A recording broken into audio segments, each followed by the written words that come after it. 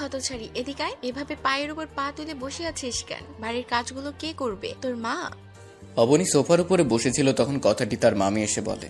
অবনী তার মামিকে দেখে ভয় পেয়ে যায়, কারণ তিনি অসম্ভব রেগে আছেন, যার ফলস্বরূপ তার চোখ এবং মুখ লাল হয়ে রয়েছে। অবনী ভয়ার্ত গলায় জবাব দেয়, না আসলে মামি, তাহলে বাড়ির কাজগুলো করবে কে? না আসলে মামি, আমি করছি। তাহলে যা গিয়ে বাসনগুলো ধুয়ে রান্না কর। অবনী সেখানে আর না দাঁড়িয়ে সোজা চলে যায় কিচেনে। অবনী একটা অনাথ সন্তান। তার বাবা মা ছোটবেলায় গাড়ি অ্যাক্সিডেন্টে মারা যায়। তারপর থেকে মামার সাথে থাকে এবং মামি কাজের লোকের মতো খাটায়। অবনী কিছু বলতে পারে না, বললেই তাকে মারে। সে তাদের এরকম অবিচার সহ্য করতে না পেরে অনেকবারই বাড়ি ছেড়ে চলে যেতে চেয়েছিল, কিন্তু সে বাড়ি থেকে বাহির হয়ে কোথায় যাবে? এই শহরে যে তার আর আপন বলতে কেউ নেই, কার কাছে যাবে সে? এসব কথা ভেবে অবনীর আর এ বাড়ির ছেড়ে যাওয়া হয় না। অবনী কাজ করতে করতে দুপুর হয়ে যায়। সে সবাইকে খাবার খাইয়ে থালা বাসনগুলো ধুয়ে নিজের রুমে চলে যায়। ফ্রেশ হয়ে সে বিছানায় গাটা এলিয়ে দেয়। সারাদিনের পরিশ্রমে অনেক ক্লান্ত হয়ে যায়, যার কারণে কিছুক্ষণের মধ্যে হারিয়ে যায় ঘুমের রাজ্যে। এই যে নবাবজাদি, পড়ে পড়ে যে ঘুমাচ্ছিস, কাজগুলো করবে কে? অবনী তার মামির হঠাৎ রাগী কণ্ঠের কথাগুলো শুনে ঘুম ভেঙে যায়। কি হয়েছে মামি? কি হয়েছে মানে? পড়ে পড়ে যে ঘুমাচ্ছিস, বাড়ির কাজগুলো করবে কে? মামি আমি তো সব কাজ গুছিয়ে এসেছি, এখন তো কোনো কাজ নেই। কাজ নেই মানে? কয়টা বাজে তোর খবর আছে? বিকাল 4টা বাজে, আর তুই বলছিস বাড়ির কোনো কাজ নেই? অবনী ঘড়ির দিকে তাকিয়ে দেখে সত্যিই 4টা বাজে। না মানে মামি ঘুমিয়েছিলাম তাই বলতে পারিনি। মনে থাকবে কি করে? মনে হচ্ছে এটা তার বাপের বাড়ি, যে যখন ইচ্ছে তখন ঘুমাবে আর উঠবে। যা গিয়ে কাজ কর। অবনী তার বাবার কথা শুনে তার দু চোখ দিয়ে 2 ফোঁটা অশ্রু গড়িয়ে পড়ে, যা তার মামির অগোচরে। অবনী বিছানা থেকে উঠে দাঁড়ায়। আর শোন, আমার জন্য চা দিয়ে আসবি রুমে। জি মামি। অবনী চলে যায় কিচেনে, আর প্রথমে সে তার মামির জন্য 1 কাপ চা বানিয়ে চলে যায় তার রুমে। মামি আসবো? আস। আপনার চা। রাগ। অবনী চায়ের কাপটা রেখে চলে আসতে যাবে, তখন এই অবনী শোন, জি মামি। যারা স্কুল থেকে এসেছে কিনা দেখ। সে যদি স্কুল থেকে আসে তাহলে তাকে খাবার দিস। আচ্ছা মামি। অবনী সেখান থেকে চলে আসে জারার রুমে। এসে দেখে জারা স্কুল থেকে ফিরছে। যারা কখন আসলি? এই তো মাত্র। তো খাবার খাবি? খাবার খাবো না তো কি খাবো? তোমার মাথা। অবনী আর কিছু না বলে কিচেনে চলে আসে, আর খাবার নিয়ে আবার চলে আসে জারার রুমে। যারা তোর খাবার। রাখো, আমি হাত ধুয়ে আসছি। অবনী খাবার প্লেটটা টেবিলের উপর রাখে, আর যারা এসে খেতে বসে। যারা খাবার প্লেটটা হাতে দিয়ে সাথে সাথে অবনীর মুখের উপর ফেলে। অবনী কিছু বুঝে ওঠার আগে এসব হয়ে গেল। এইগুলো কি খাবার? ঠান্ডা কেন? যারা চিৎকার শুনে তার মা তার রুম থেকে চলে আসে। কি হয়েছে রে মা? এভাবে চিৎকার করছিস কেন? চিৎকার করবো না? এই ফকিনের বাচ্চা, এগুলো কি খাবার এনেছে? অবনী মাথা নিচু করে দাঁড়িয়ে আছে। তখন তার গালে কিছু একটা অনুভব করলো। তার মামি তার গালে থাপ্পড় মেরেছে। সে গালে হাত দিয়ে দাঁড়িয়ে আছে আর কান্না করছে। আই হতছাড়ি, তুই খাবারগুলো গরম করে আনতে পারিসনি? আমার মেয়েটা সারাদিন পরে এসে ঠান্ডা খাবার খাবে? যা গিয়ে খাবার গরম করে নিয়ে আয়, আর এইগুলো পরিষ্কার কর। অবনী চলে যায় আবার কিচেনে, আর খাবার গরম করে এনে দেয় এবং রুমটা পরিষ্কার করে দেয়। রাতের বেলা অবনী সবাইকে খাইয়ে রুমে চলে আসে। অবনীর মামা ব্যবসার কাজে বাহিরে গেছে, তাই এই কয়দিন তার সাথে কথা হয় না। অবনী নিজের রুমে গিয়ে তার আলমারি থেকে নিজের বাবা মার ফটোটা বের করে আর জড়িয়ে ধরে কান্না করতে থাকে। কেন চলে গেলে আমাকে ছেড়ে তোমরা? আমাকে নিলে না কেন তোমাদের সাথে? তোমরা জানো না তোমাদের ছেড়ে আমি ভালো নেই, অনেক কষ্টে আছি আমি, জানো তোমরা? মামি না আমাকে দিয়ে সারাদিন বাড়ির কাজ করায়, একটু ভুল হলে মারে, সারাদিন অবহেলা করে আমাকে।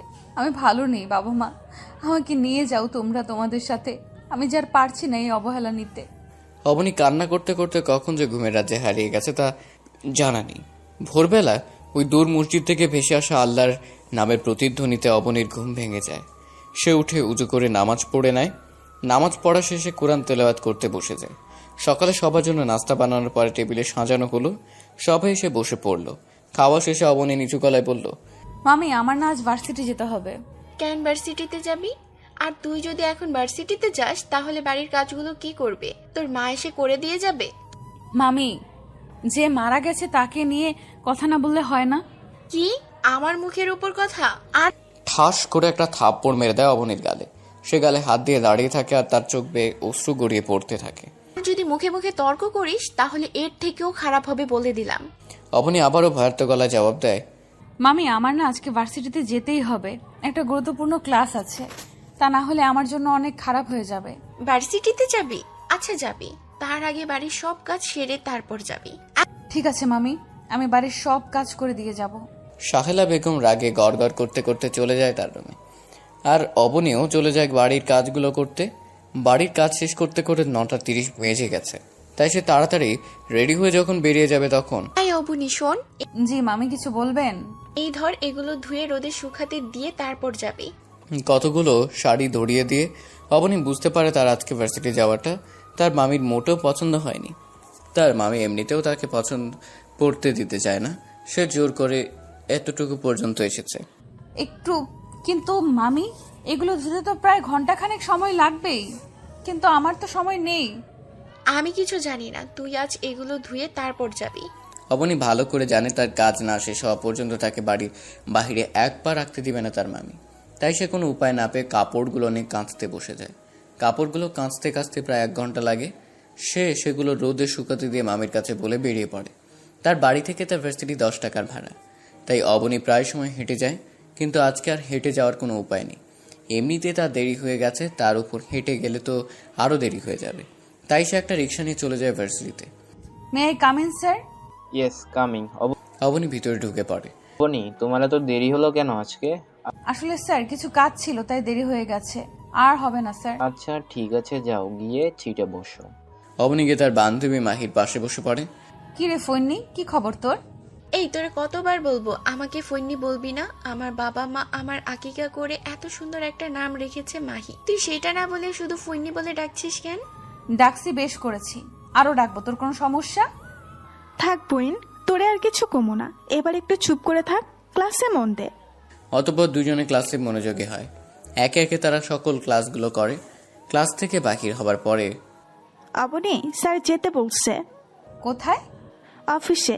কালকে রাতে আমার কাছে একটা মেসেজ আসে, সেখানে লেখা ছিল তার সাথে যেন ভার্সিটির শেষে দেখা করি। আচ্ছা চল। তারা দুজন নিজেদের মধ্যে কথোপকথন করতে করতে চলে আসে অফিসে। May I come in sir? Adnan সাহেব চেয়ারে কেস ফাইল ঘাটছিলেন। হঠাৎ সামনে তাকায়। ও তোমরা আসো। তারা দুজন ভিতর গিয়ে 2টা চেয়ারে বসে পড়ে। বলো কি খাবে, চা না কফি? স্যার আমরা এখানে খেতে আসিনি, কি জন্য ডেকেছেন সেটা বলুন। আচ্ছা ঠিক আছে, যে জন্য ডেকেছিলাম তোমরা যত দ্রুত সম্ভব তোমাদের কাজটা শেষ করো। স্যার চেষ্টা করছি, আশা করি অতি দ্রুত শেষ হয়ে যাবে। গুড। আর সবসময় নিজেদের কাছে পিস্তল রাখবে, কারণ এখন সন্ত্রাসীদের সংখ্যা বাড়ছে। তারা কখন তোমাদের উপর আক্রমণ করে বসে তা ঠিক নেই। ঠিক আছে স্যার। আর আমাদের চিনবে কিভাবে তারা? আমাদের তো পরিচয় নেই। তোমাদের নাম পুরো সিআইডিতে সিক্রেট, কেউ জানে না যে তাদের দুজন লেডি অফিসার রয়েছেন। আচ্ছা ঠিক আছে স্যার, আমি তাহলে আসি, আমার আবার দেরি হয়ে যাচ্ছে। ওকে, টেক কেয়ার। তারা দুজন বাহিরে চলে আসে। রে ফৈনি, তুই ভেতরে একটা কথাও বললি না কেন?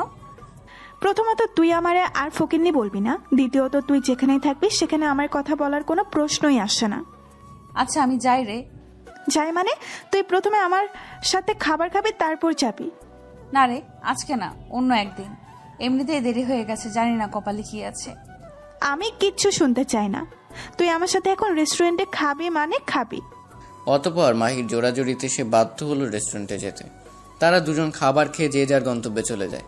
এদিকে অবনীর ভয়ে তার কপাল দিয়ে ঘাম ঝরে পড়ছে, কারণ মামি তার সামনে রাগী মুখ নিয়ে দাঁড়িয়ে আছে। অবনী কি বলবে ভেবে পাচ্ছে না, কারণ তার অবস্থা কাহিল। আই হতছাড়ি, তোকে কি রাস্তায় ঘুরে বেড়ানোর জন্য বেরোতে দিয়েছে? চুপ। আসলে মাহি। আর এখন মাহির নাম দিয়ে চালিয়ে যাবি ভেবেছিস? কি মনে করিস তুই কি করিস না করিস আমি কিছুই জানি না? ছেলেটা কে ছিল? অবনী তার মামির কথা শুনে যেন আকাশ থেকে পড়লো। কোন ছেলে, কিসের ছেলে? মামি তুমি কিসের কথা বলছো? কিসের ছেলে? কিসের ছেলে যেন কিছুই জানে না। তোকে আজকে যারা স্কুল থেকে আসার সময় একটা ছেলের সাথে দেখেছে। অবনীর আর বুঝতে বাকি নেই কোন যেন তার সাথে এসব হচ্ছে। সে যারার দিকে তাকায় দেখে সে মুচকি হাসছে। মামি বিশ্বাস করো, যারা মিথ্যা বলছে। আমি কোনো ছেলের সাথে ছিলাম না, আমি তো মাহির সাথে ছিলাম। কি? তার মানে আমি মিথ্যা বলছি? মা বিশ্বাস করো, আপুকে আমি একটা ছেলের সাথে দেখেছি। আর আপু কিনা আমাকে মিথ্যাবাদী বানিয়ে দিল। অবনীর মামি তার মেয়ের এরকম ন্যাকা কান্না দেখে রেগে আগুন হয়ে যায়, যার ফলস্বরূপ অবনীকে খেতে হয় থাপ্পড়। অবনী কিছু বলে না, চুপচাপ সেখানে থেকে চলে যায়। এভাবে চলে যায় আরও কয়েকটা দিন। এর ভিতরে অবনী মামাও চলে আসে। সে এসে যেন অবনীর উপর বিশাল পাথর দিয়ে দিয়েছে, কারণ তার মামা তার বিয়ে ঠিক করে ফেলেছে তার এক বন্ধুর ছেলের সাথে। মামা আমি বিয়ে করব না। মামা এবং মামি বসে বসে টিভিতে খবর দেখছেন। অবনীর এমন হঠাৎ কথায় তার দিকে ফিরে তাকায় এবং তাদের দুজনের চোখ ভীষণ লাল হয়ে যায়। তাদের দেখে সে ভয় পেয়ে যায়। কি বললি? আমি বিয়ে করব না।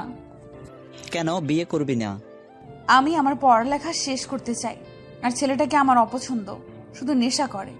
তুই বিয়ে করবি না, তোর ঘাড় করবে। মামি এই বিয়ে করব না আমি। তুই বিয়ে করবি না? তোকে কি আমরা বসিয়ে বসিয়ে খাওয়াবো? তোর বাপ মা কি আমাদের অর্থ সম্পদ দিয়ে গেছে যে তোকে বসিয়ে বসিয়ে খাওয়াবো? সে যত মানা করে তাতে কিছু হয় না। তাতে তাদের সিদ্ধান্ত আটক। তারা তাদের সিদ্ধান্ত থেকে এক চুলও নড়বে না। সে না করলেই তাকে তারা বেকায়দায় মেরেছে। সে চুপচাপ সব সহ্য করেছে। দেখতে দেখতে তার বিয়ের দিন ঘনিয়ে এলো এবং যথারীতি বিয়ের কাজ শুরু হয়ে গেল। মা মা আপুকে কোথাও পাওয়া যাচ্ছে না। যারার এমন কথায় আয়েশা বেগম থ হয়ে যায়। তাদের মেয়েকে পাওয়া যাচ্ছে না, তাদের কি হবে? তাদের মান সম্মান এলাকাতে তারা মুখ দেখাবে কিভাবে? মা তোমার কি হলো? চুপ করে আছো কেন? কি হয়েছে যারা? আব্বু আপুকে কোথাও পাওয়া যাচ্ছে না। কি? হুম। এখন কি হবে? তাদের কি বলবো আমি? আমার মান সম্মান তো গেলই, এখন আমি বরপক্ষকে কি বলবো? আব্বু আপুর ঘর থেকেই চিরকুট পেয়েছি। দেখি। প্রিয় মামা, তুমি যখন এই চিরকুটটা হাতে পাবে তখন হয়তো তোমরা আমাকে পাবে না। চলে গেছি আমি তোমাদের থেকে নিজের মতো করে বাঁচতে, নিজের মতো করে নিজেকে গড়তে। তোমরা বলতে না আমি তোমাদের বোঝা, তাই আজকে বোঝাটা কমিয়ে দিয়ে গেলাম। জানো মামা, আমি তোমাদের কাছ থেকে সারা দিন অবহেলা পাওয়ার পরেও কেন যেতাম না? কারণ তোমার মুখটা মায়ের সাথে মিলে যায়।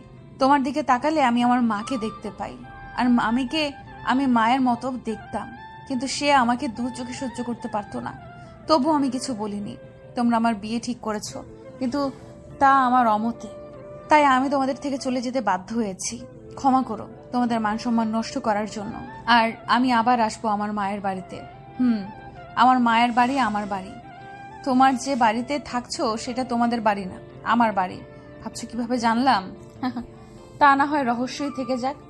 তো যাই হোক, আমি আবার আসবো, এই আমিকে নিয়ে নয়, নতুন এক আমিকে নিয়ে। পাপীদের ধ্বংস করতে ফিরে আসবো এক নতুন আমি হয়ে। ভালো থাকবে তোমরা, আর নিজেদের যত্ন নিবে। যারার দিকে খেয়াল রেখো, সে এখনো ছোট মানুষ, তাকে সঠিক শিক্ষা দাও। তাকে এখন তোমরা যা শেখাবে সে পরবর্তীতে তাই করবে, তাই তাকে সঠিক শিক্ষা দাও। ইতি তোমার হতভাগী ভাগ্নি। হ্যালো মাহি। বল, তুই কোথায়? তোর না আজকে বিয়ে হবার কথা?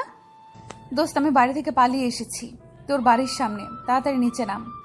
তুই দাঁড়া, আমি আসছি। তাড়াতাড়ি আয়।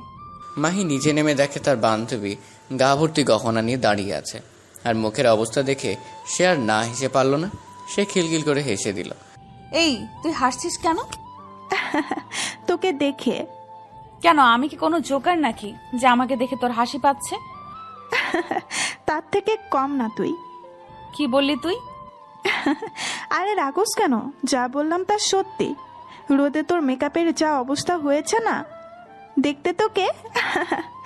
তুই থাম, চল ভেতরে যাই। চল। তারা দুজন রুমে এসে ফ্রেশ হয়ে নেয়। তা তুই বিয়েটা করলি না কেন? আমি বিয়ে করব না, কারণ এখনো পড়ালেখা বাকি। আর তার চেয়ে বড় কথা, মনের মতো কাউকে পাইনি। যার সাথে তারা বিয়ে ঠিক করেছে সে একটা নেশাখোর। তো কি হয়েছে? তুই তোর ভালোবাসা দিয়ে তাকে ঠিক করে দিতি। মাহি, মজা বাদ দে। আমার এখন ভালো লাগছে না। কালকে স্যারের সাথে দেখা করতে হবে এবং ঢাকা যেতে হবে। ঢাকা কেন? আমাকে আমার গোপন এজেন্ট বলেছে বড় বড় মাফিয়ারা সবাই ঢাকা তাদের নতুন আস্তানা করেছে, তাই তাদের ধরতে ঢাকা যেতে হবে।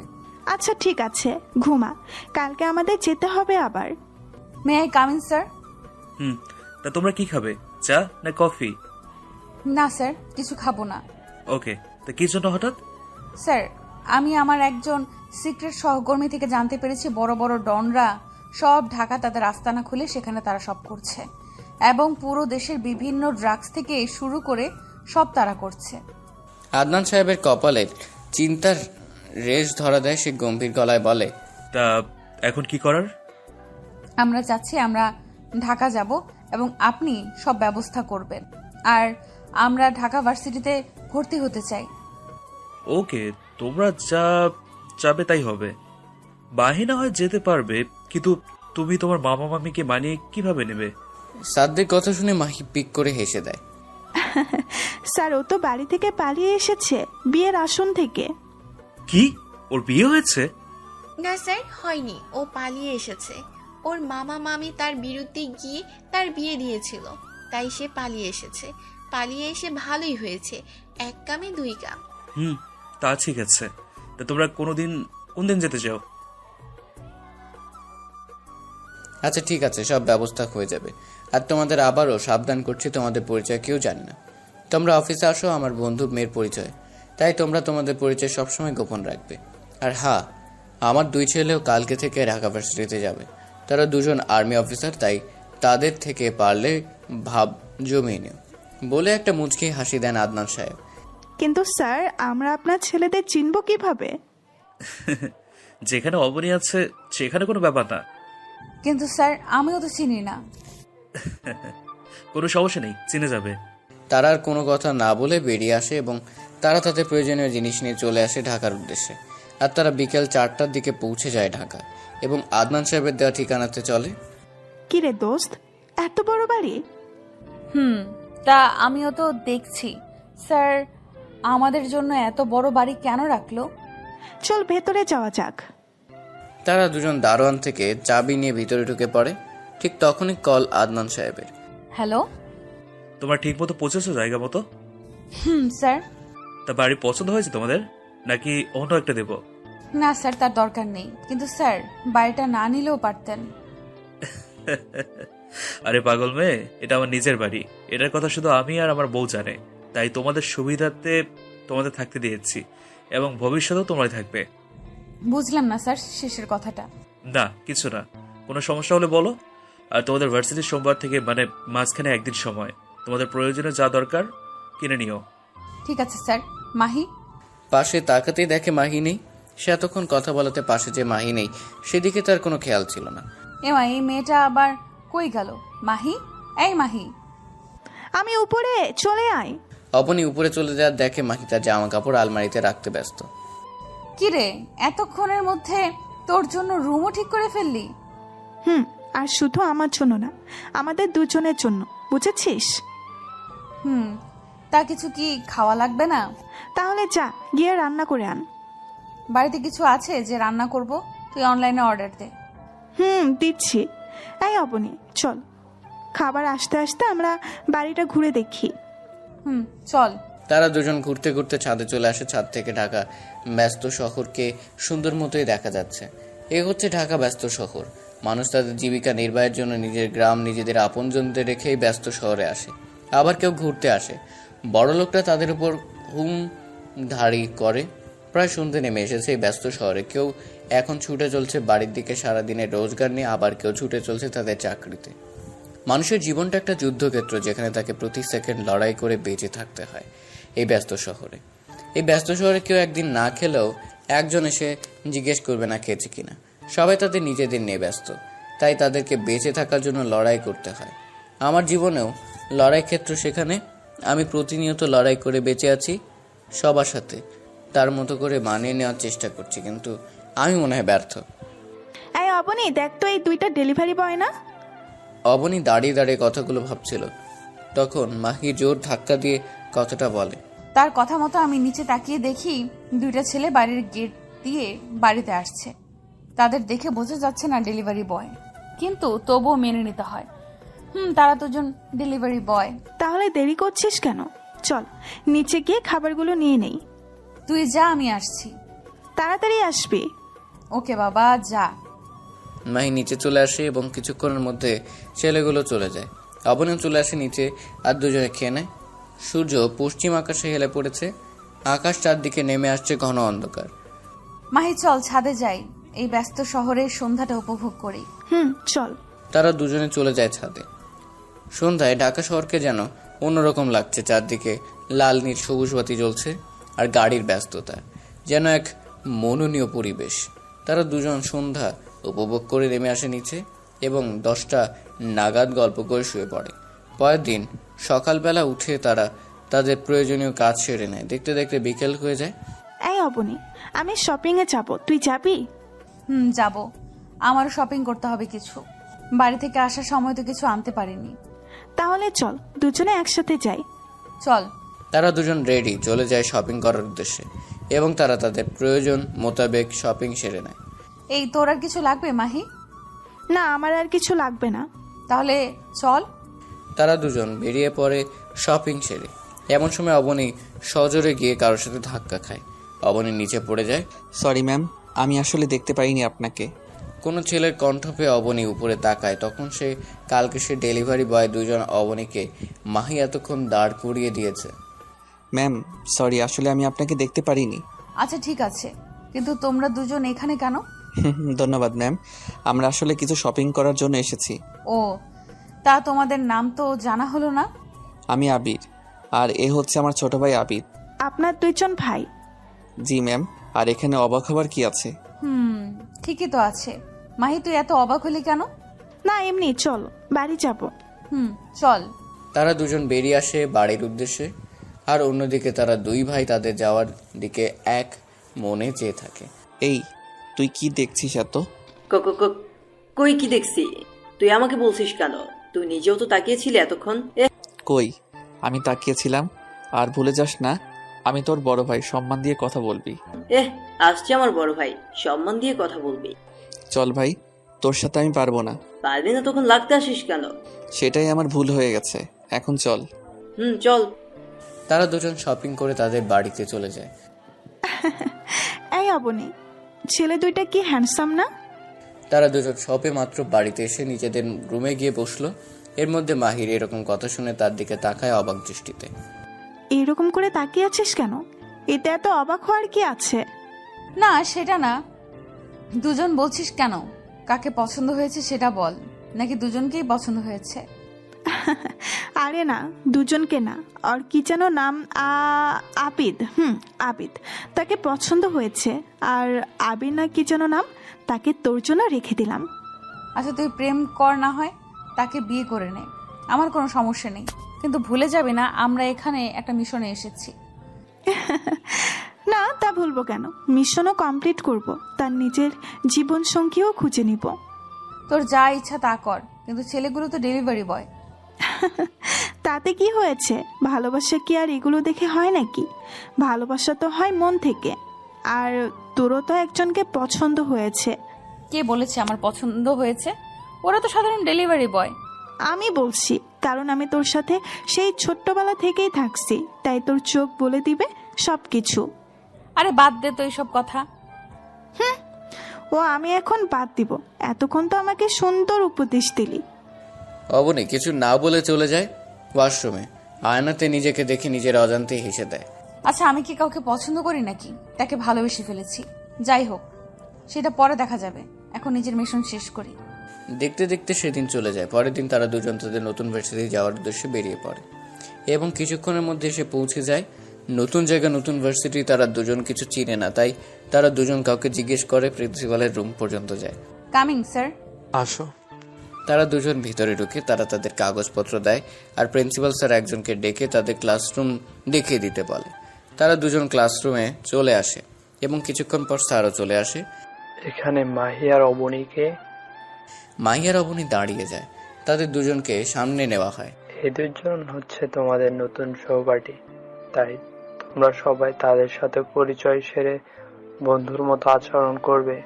জি স্যার, সবাই একসাথে বলে একে একে সবার পরিচয় পর্ব সেরে নি। যাও গিয়ে সিটে বসো। তারা দুজন গিয়ে নিজেদের সিটে বসে পড়ে। মাই, ওই কামিং স্যার। তোমাদের দুজনের সমস্যা কি? প্রতিদিন দুজন দেরি করে আসো। কি করে আসো? ঠিক আছে, এই ঠিক আছে, বসো। তারা দুজন গিয়ে পেছনের সিটে বসে পড়ে অবনী এবং মাহি এতক্ষণ তাদের দেখতে পায়নি, শুধু তাদের কথা শুনতে পেয়েছে।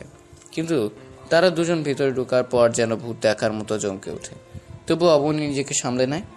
এই অবনী, এরা দুজন এখানে কেন? দেখতে পাচ্ছিস তারাও এখানে পড়ে। কিন্তু তারা না ডেলিভারি বয়। তো কি হয়েছে, তারা কি পড়তে পারে না? পারে। কেউ আর কোনো কথা বলে না। ক্লাস শেষ করে তারা দুজন বেরিয়ে পড়ে। এই অবনী, কিছু খেয়ে তারপর যা, খুব ক্ষুধা লাগছে। চল। তারা দুজন ক্যান্টিনে চলে যায়।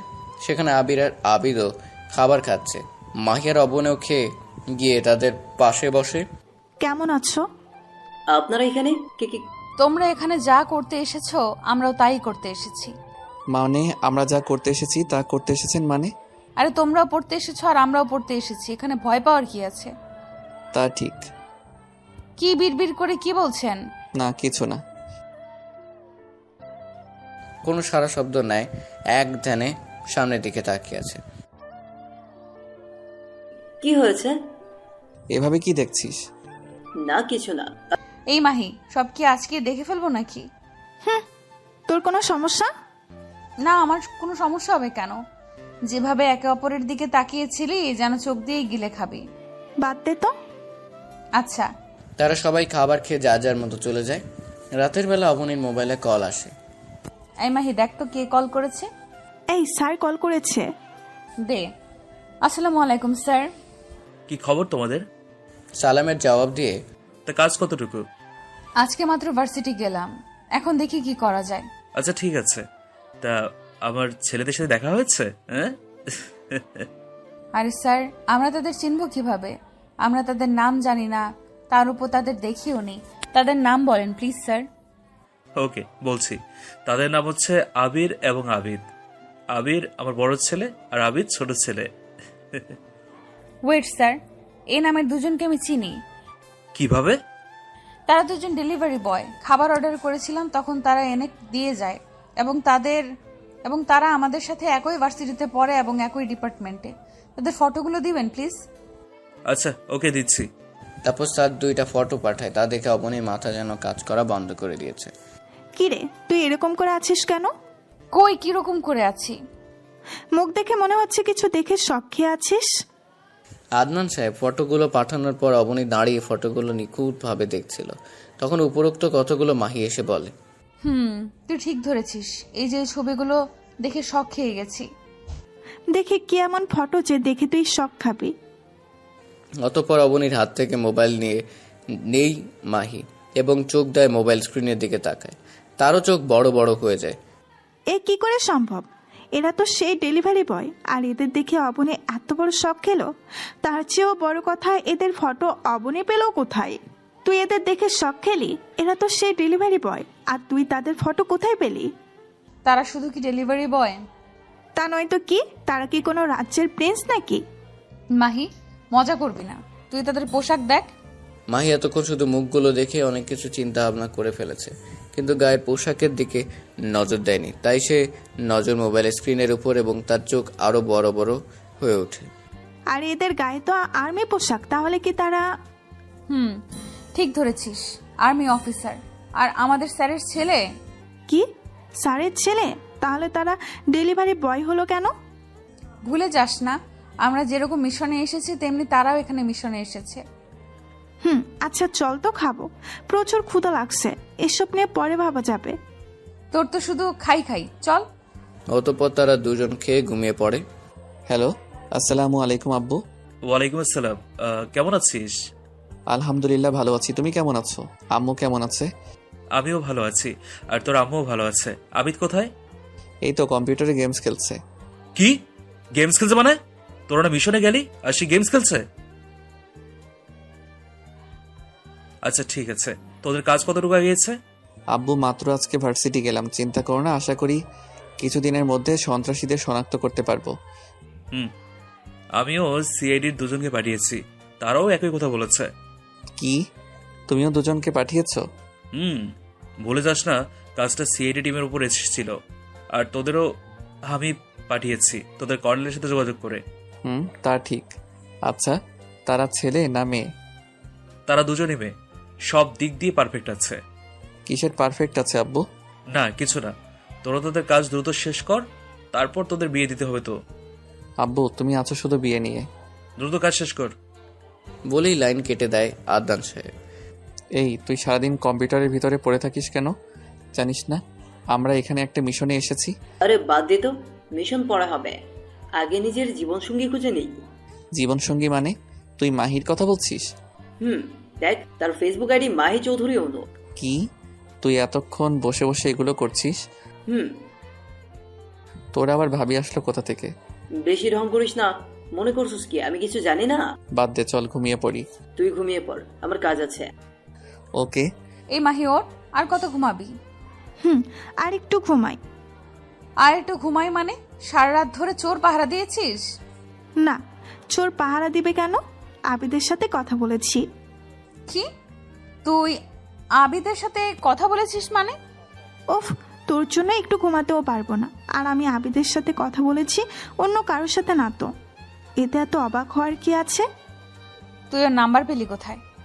আরে তুই যখন ঘুমিয়ে গেলি তখন মেসেঞ্জারে কথা হয়েছে। ও চল, ভার্সিটির সময় হয়ে গেছে। আচ্ছা তুই 5 মিনিট দাঁড়া, আমি 10 মিনিটের মধ্যে রেডি হয়ে আসি। কি হলো, বের হ, দেরি হয়ে যাচ্ছে তো। আর 2 মিনিট। 2 মিনিট করতে করতে তুই 1 ঘন্টা শেষ করে দিলি। এই তো শেষ। বাবা, এত সাজ কেন আজকে? বুঝবি না, চল। না, আমি বুঝবো কেন, চল। তারা দুজন বেরিয়ে পড়ে ভার্সিটির উদ্দেশ্যে। কিছুক্ষণের মধ্যে তাঁরাও পৌঁছে যায় ভার্সিটিতে। গিয়ে দেখে আবির এবং আবিদ বসে আছে গাছের নিচে।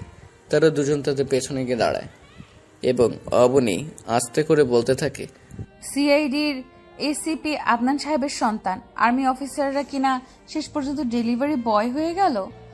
অবনীর এরকম কথা শুনে আবির এবং আবিদ ঘাবড়ে যায়, যার ফলস্বরূপ তারা পিছনের দিকে তাকায় এবং অবনী এবং মাহিকে দেখতে পায়। কি বলছেন আপনারা? আর্মি অফিসার, সিআইডি, আমরা কিছু বুঝতে পারছি না। এত সাধু সাজা লাগবে না আর্মি অফিসার আবিরের উপর ডেলিভারি বয়। আবির আর আবিদ কিছু বলে না। হঠাৎ করে অবনী এবং মাহিকে দুজনে জড়িয়ে ধরে।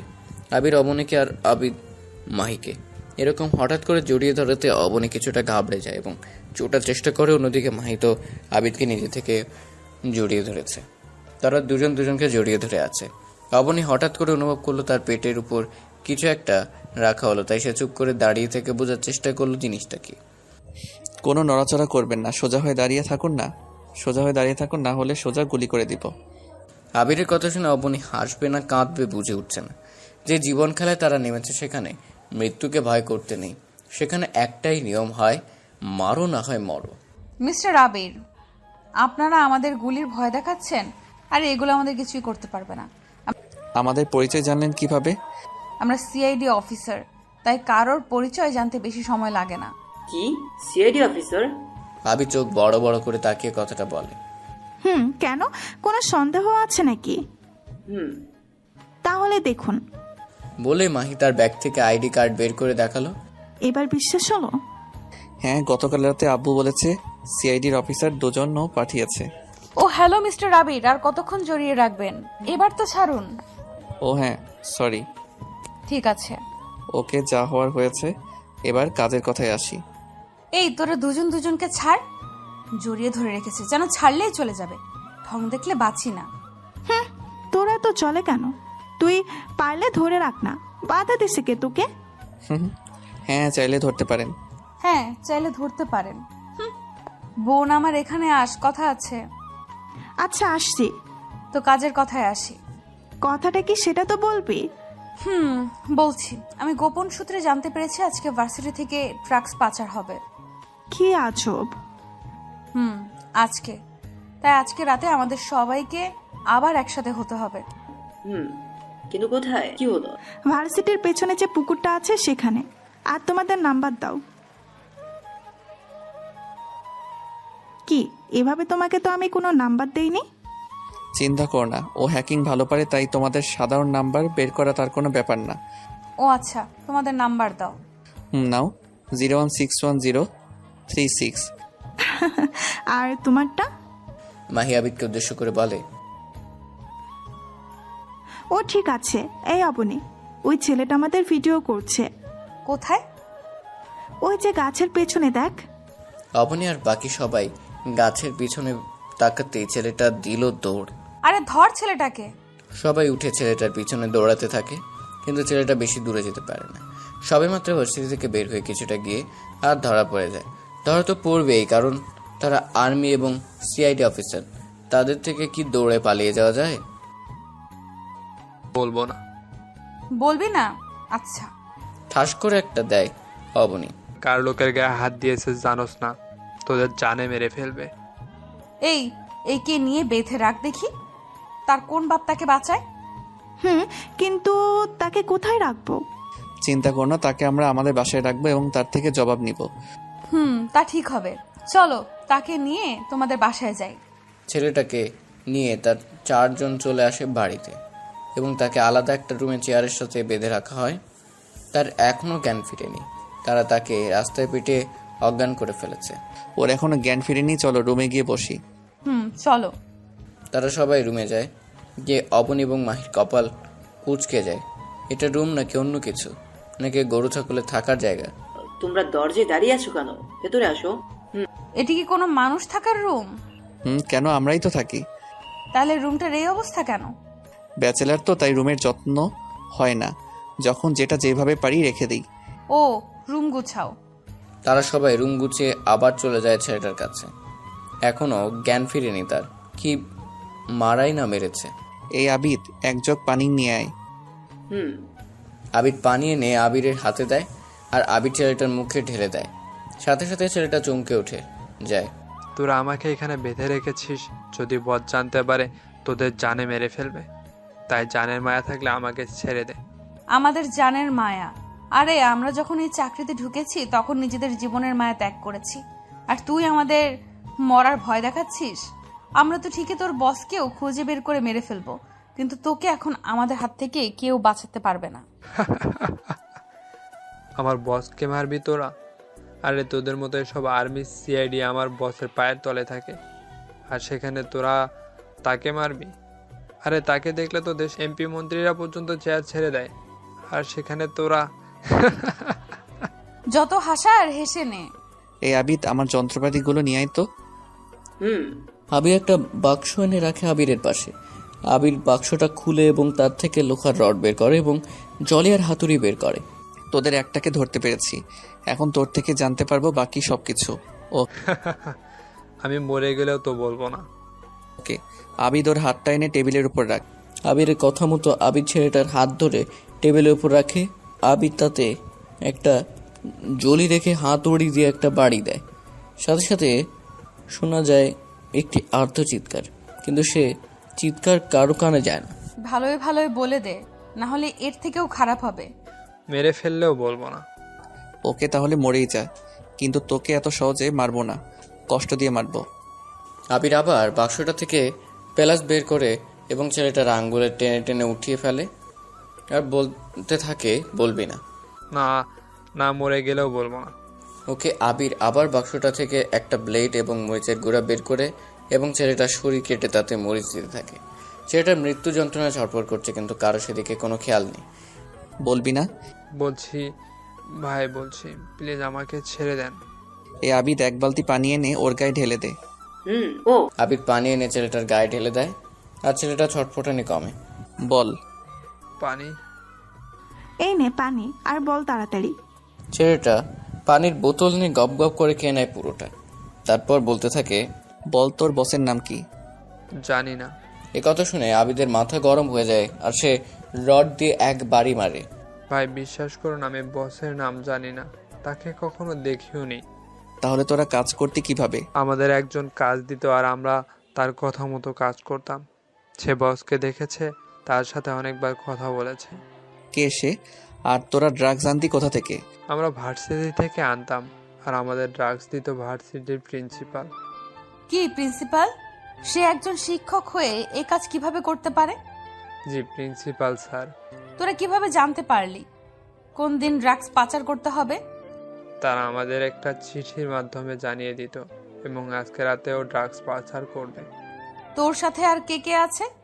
আমাদের সাথে ভার্সিটির দারোয়ানও আছে। ও, তাহলে আজকে ড্রাগস পাচার হবে? জি। ওকে, আর কি জানিস? ওকে, আমি আর কিছু জানি না, প্লিজ আমাকে ছেড়ে দেন। মুক্তি দিব, একেবারে চির মুক্তি। না, আপনারা এটা করতে পারেন না, আপনারা চিট আর কোনো শব্দ হলো না। ছেলেটার শরীর নিস্তেজ হয়ে গেছে। একটা বুলেট তার মাথার এপার ওপার হয়ে বেরিয়ে গেছে, আর সাইলেন্সার লাগানো গুলিতে দাঁড়িয়ে আছে অবনী। এদের মতো আবর্জনাকে বাঁচিয়ে রেখে লাভ নাই, এরা বেঁচে থাকলে আবর্জনা আরো বাড়বে। তাই বলে এভাবে মেরে দেবে? আরো কিছু জানতে পারতাম। ওর থেকে আর কিছু জানতে পারবি না, বাকিটা জানতে পারবি রাতে, শালা প্রিন্সিপাল থেকে। চল বাসায় যাব, আর তোমাদের সাথে রাতে দেখা হবে, এবং আবর্জনাটা ফেলে দিও। কোনো কথা নাই, তাদের দুজনের হা করে তাকিয়ে আছে। হা করে তাকিয়ে আছো কেন? মেরে ফেললে কেন? এখন গভর্নমেন্টকে কি জবাব দিবে? আমার কোনো জবাবদিহিতা লাগে না, আমি আমার মতো করে শুট করি। ওকে ফেলে দিও, বাই। বলেই মাহিয়ার অবনী বেরিয়ে আসে। চারদিকে অন্ধকার এবং গোলশান নীরবতা। চারজন মানুষ দাঁড়িয়ে সে অন্ধকারের ভিতরে। এই অপনি, রাত 1টা বাজে, এখনো তো কেউ আসছে না। আসবে, অপেক্ষা কর। এই আবির, কিছু দেখতে পেলে? না, সারা ভার্সিটি ঘুরে দেখিয়েছে, কিন্তু কোথাও সন্দেহজনক কিছু দেখছি না। ওকে ড্রোনটা রেখে দাও, আর ভেতরে চলো। তারা চারজন ভিতরে ঢুকে পড়ে এবং আস্তে প্রিন্সিপালের রুমের দিকে যেতে থাকে। প্রিন্সিপালের রুম থেকে কথার আওয়াজ আসছে। যা ভেবেছিলাম তাই হয়েছে, তারা রুমের ভেতরেই আছে। সাবধানে যাবে। তার সবাই আস্তে আস্তে রুমের ভিতরে ঢুকে তাদের পজিশন নিয়ে নেয়। প্রিন্সিপাল স্যার এখন উল্টো দিকে ঘুরে আছে। আসো আসো আর্মি অফিসার এবং সিআইডি অফিসার, তোমাদের জন্যই অপেক্ষা করছিলাম। আমাদের জন্য অপেক্ষা করছিলে মানে? কি ভেবেছিলে তোমাদের সম্পর্কে কিছুই জানি না? তোমরা যেদিন ভার্সিটিতে পা রাখলে সেদিন থেকেই আমি তোমাদের সম্পর্কে জানি। তাই এবার তোমাকে আমাদের হাত থেকে বাঁচাবে কে? তোরা আমাকে মারতে পারবি না, বরং তোরা নিজেরাই মরবি। এ পর্যন্ত আমাদের কেউ ধরতে পারেনি, যারা ধরতে এসেছে তারাই ফিরে যেতে পারেনি, তোরাও পারবি না। আর আমার বসকে ধরা অসম্ভব। তোকেও মারবো এবং তোর বসকেও মারবো, তুই একা আছিস এখন। আগে নিজেদেরকে তো বাঁচিয়ে নে।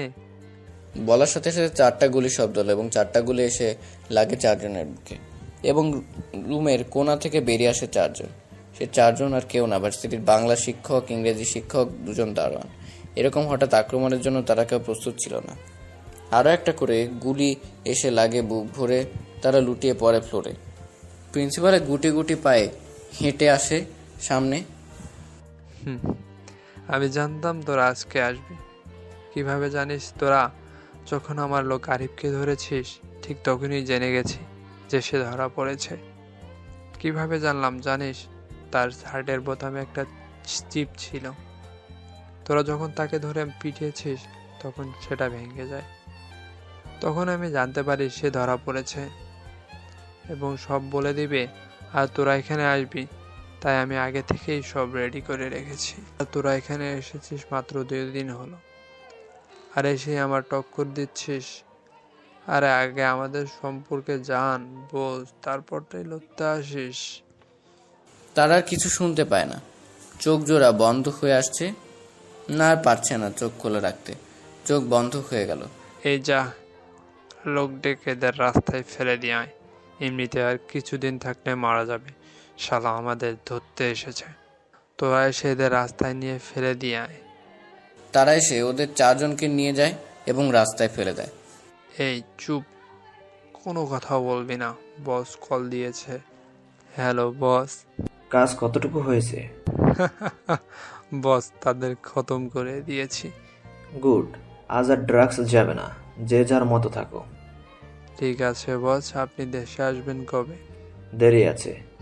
ঠিক আছে বস। সকালে বসে অবনীর মামা এবং মামি তার বোন টিভিতে খবর দেখছে। হঠাৎ তাদের একটা খবর চোখ আটকে যায়, যেখানে অবনী এবং মাইকে দেখাচ্ছে সাথে 2টা ছেলেকে। নিচে হেডলাইনে বড় বড় করে লেখা, গতকাল রাতে বাংলাদেশ ট্রাক পাচারকারীদের হাতে ধরতে গিয়ে সিআইডি অফিসার অবনী জাহান এবং সিআইডি অফিসার মাহি চৌধুরী অনু আর আর্মি অফিসার আবির এবং আদিব ঘটনাস্থলেই মারা যায়। আমরা তাদের অফিসার চিহ্নিত করেছি। সিআইডির গোপন অফিসার ছিল অবনী জাহান এবং মাহি চৌধুরী অনু। তাদের সম্পর্কে তাদের এসিপি ছাড়া আর কেউ জানে না। আর আর্মি অফিসার দুজন ছিল এসিপির সন্তান। এতটুকু পরে অবনীর মামা ভেঙে পড়ে। অবনী মায়া গেছে ভাবতেই তাদের কষ্ট হচ্ছে।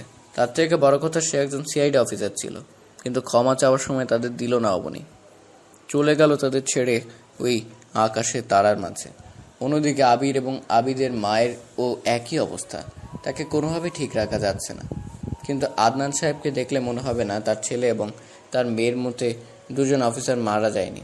সে নিজেকে স্বাভাবিক রেখেছে। আর মাহির জন্য তো কেউ কাঁদবে না, কারণ সে এতিম আর কেউ নেই এই নিষ্ঠুর পৃথিবীতে, শুধুমাত্র অবনী ছাড়া। অবনী হচ্ছে তার মা বাবা, বোন, ভাই, বান্ধবী, সব কিছু। তাই তার জন্য সে ছাড়া কাদার আর কেউ নেই। কিন্তু সে নিজেও চলে গেছে তার সাথে না ফেরার দেশে। তাহলে তার জন্য কাঁদবে কে? আবিদও তো চলে গেছে তার সাথে ওই দূর আকাশে। তাহলে কে কাঁদবে তার জন্য? কেউ কাঁদবে না, কেউ কাঁদবে না। এই নিষ্ঠুর পৃথিবীতে সবাই তার নিজের স্বার্থের জন্য খুঁজবে তাকে, ভালোবেসে কেউ তাকে খুঁজবে না। হ্যাঁ, নিষ্ঠুর পৃথিবীর নিয়মটাই এরকম। প্রয়োজনে সবাই কাছে টেনে নেয়, আর প্রয়োজন শেষে সবাই দূরে চলে যায়। কেউ তখন বাংলাদেশের কাছে রাখতে চায় না, সবার কাছে সে বোঝা হয়ে যায়। তখন সে ছুটে নতুন গন্তব্যে, নতুন স্বপ্নের আশায়, স্বপ্ন করে বাঁচার আশা নেই। কিন্তু আমি কি নিয়ে থাকবো এই নিষ্ঠুর পৃথিবীতে? কাকে নিয়ে বাঁচার স্বপ্ন দেখবো? সবাই যে স্বার্থপর, প্রয়োজন শেষে সবাই দূরে ঠেলে দেবে। তাহলে কাকে বিশ্বাস করে বাঁচবো? কাকে কাকে কাকে প্রশ্নটা থেকেই যায়। এই আর কত ঘুমাবে? এবার তো ওঠো। আর একটু। না, আর ঘুম হবে না। সারা রাত অনেক ঘুমিয়েছো। আর একটু। সারা রাত ধরে কি চোর পাহারা দিয়েছো নাকি, যে এখন ঘুম থেকে উঠতে পারছো না? তোমাকে পাহারা দিয়েছি। আমাকে পাহারা দিয়েছো মানে? আর আবিদ কোথায়? হয়তো মাহির সাথে ছাদে। ও, এই কারণে শাকচুন্নিকে সকালবেলা ঘুম থেকে উঠে দেখিনি। এখন এইদিকে আসো। কেন? আমি এখন যেতে পারবো না, নাস্তা তৈরি করতে হবে।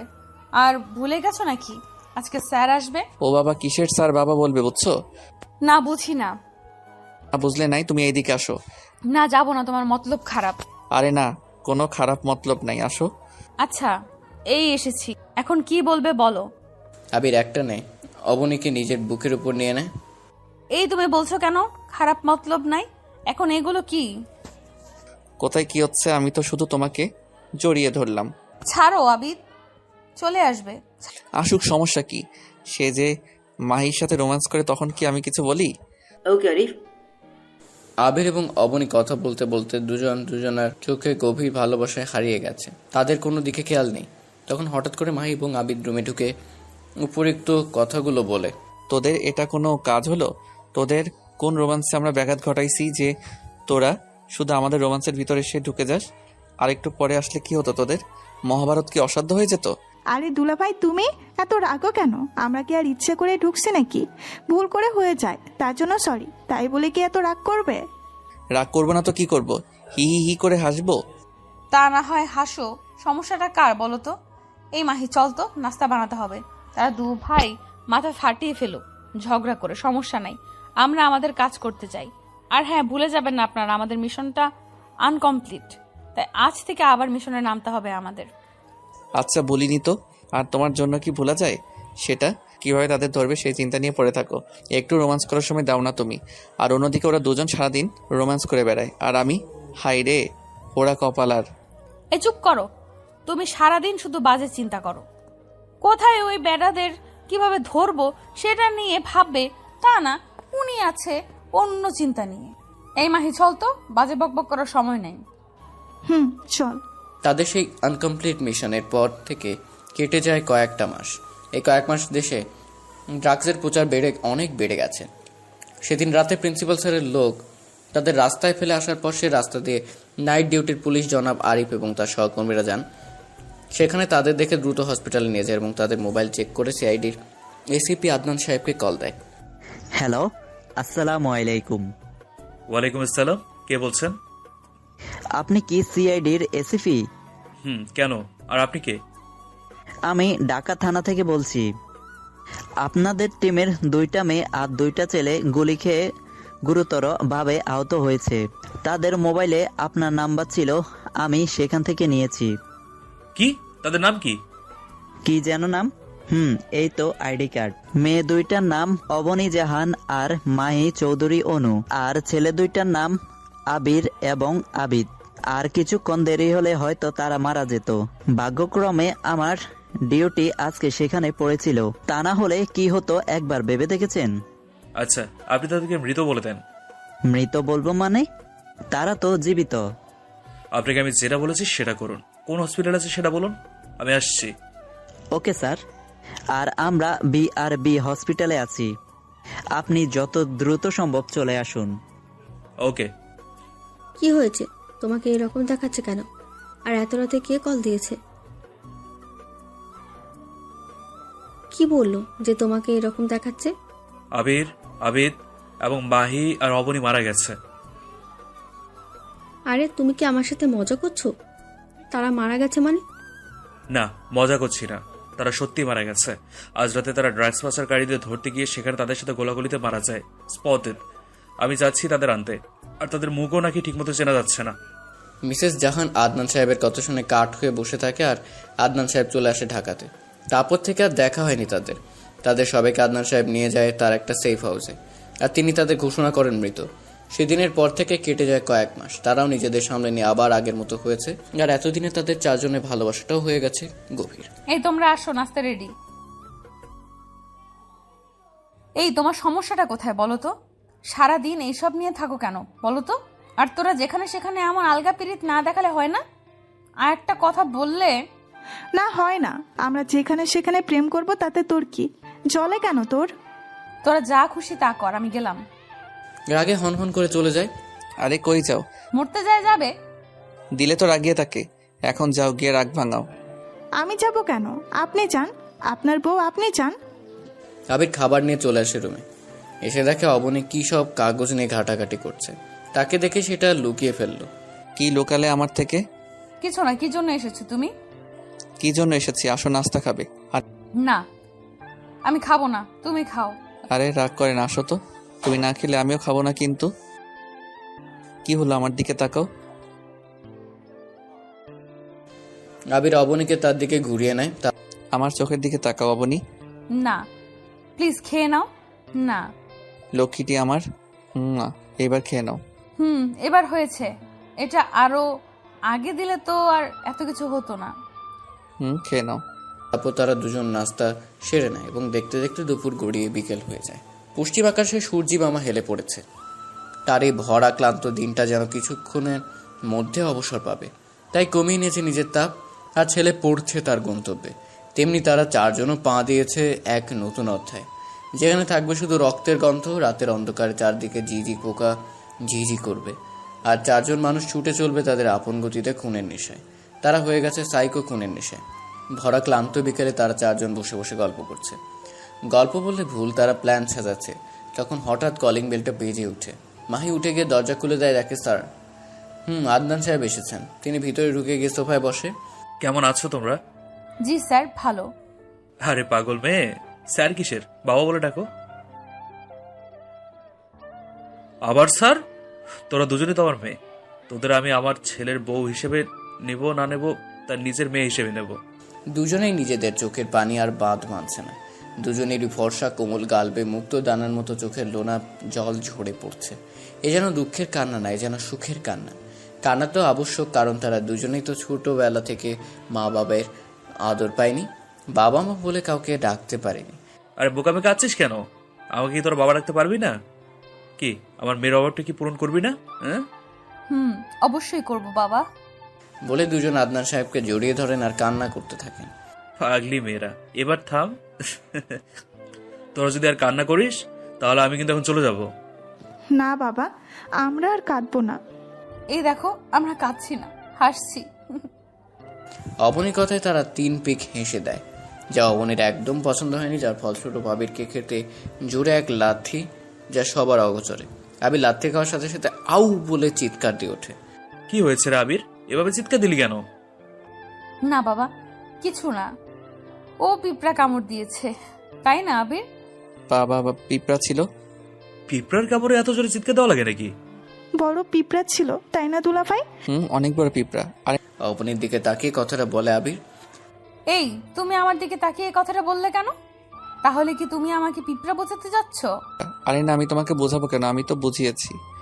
আবার তোরা থাম তো, সারাদিন কি এরকম ঝগড়াই করছ নাকি?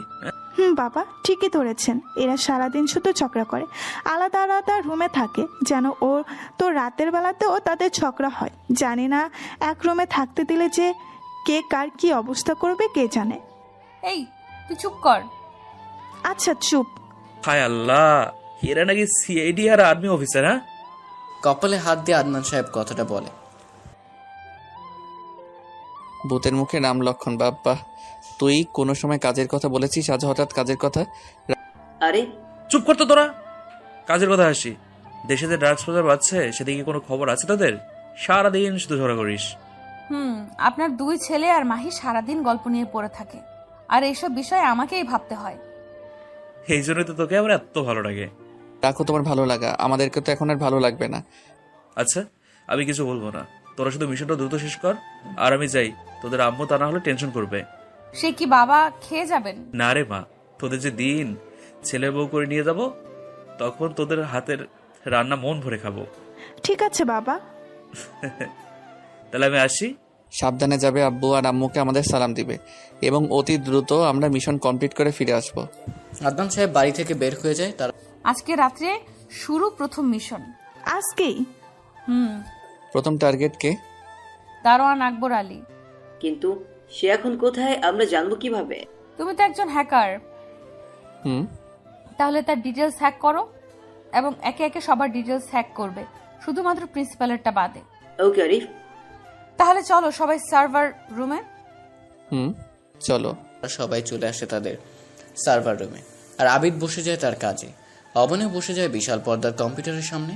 অবনী বসে কম্পিউটার সুইচ অন করার সাথে সাথে পুরো ভার্সিটির এবং প্রিন্সিপাল স্যারের বাড়ি পর্যন্ত কম্পিউটার শো করছে।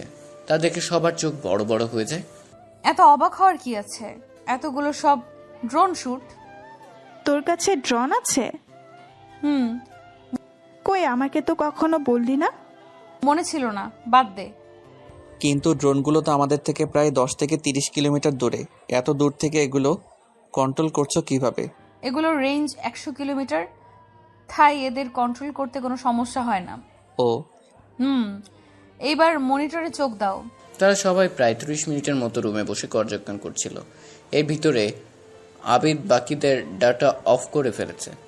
এই আপনি দেখ, আকবর আলী তো বের হয়ে যাচ্ছে। রেডি হও সবাই মিশনের জন্য, তাকে তার বাড়িতেই মারবো। বাড়িতে? তাহলে সমস্যা নাই, তাদেরকে তার পাপ কাজের ডিটেলস দিয়ে চলে আসবো। অবনের কথায় সবাই সম্মতি জানিয়ে তাদের মিশনের জন্য রেডি হয়ে নেয় আর বেরিয়ে পড়ে এক মন খেলার উদ্দেশ্যে। 4 জন মানুষ দাঁড়িয়ে আছে একজন মানুষের সামনে, মুখে তাদের কালো মাস্ক এবং পরনে কালো কোট। তাদের সামনে বেঁধে রাখা হয়েছে একজনকে, সে আর কেউ নয়, আকবর মিয়া। এই, তোর কাকে বেঁধে রেখেছিস জানিস না?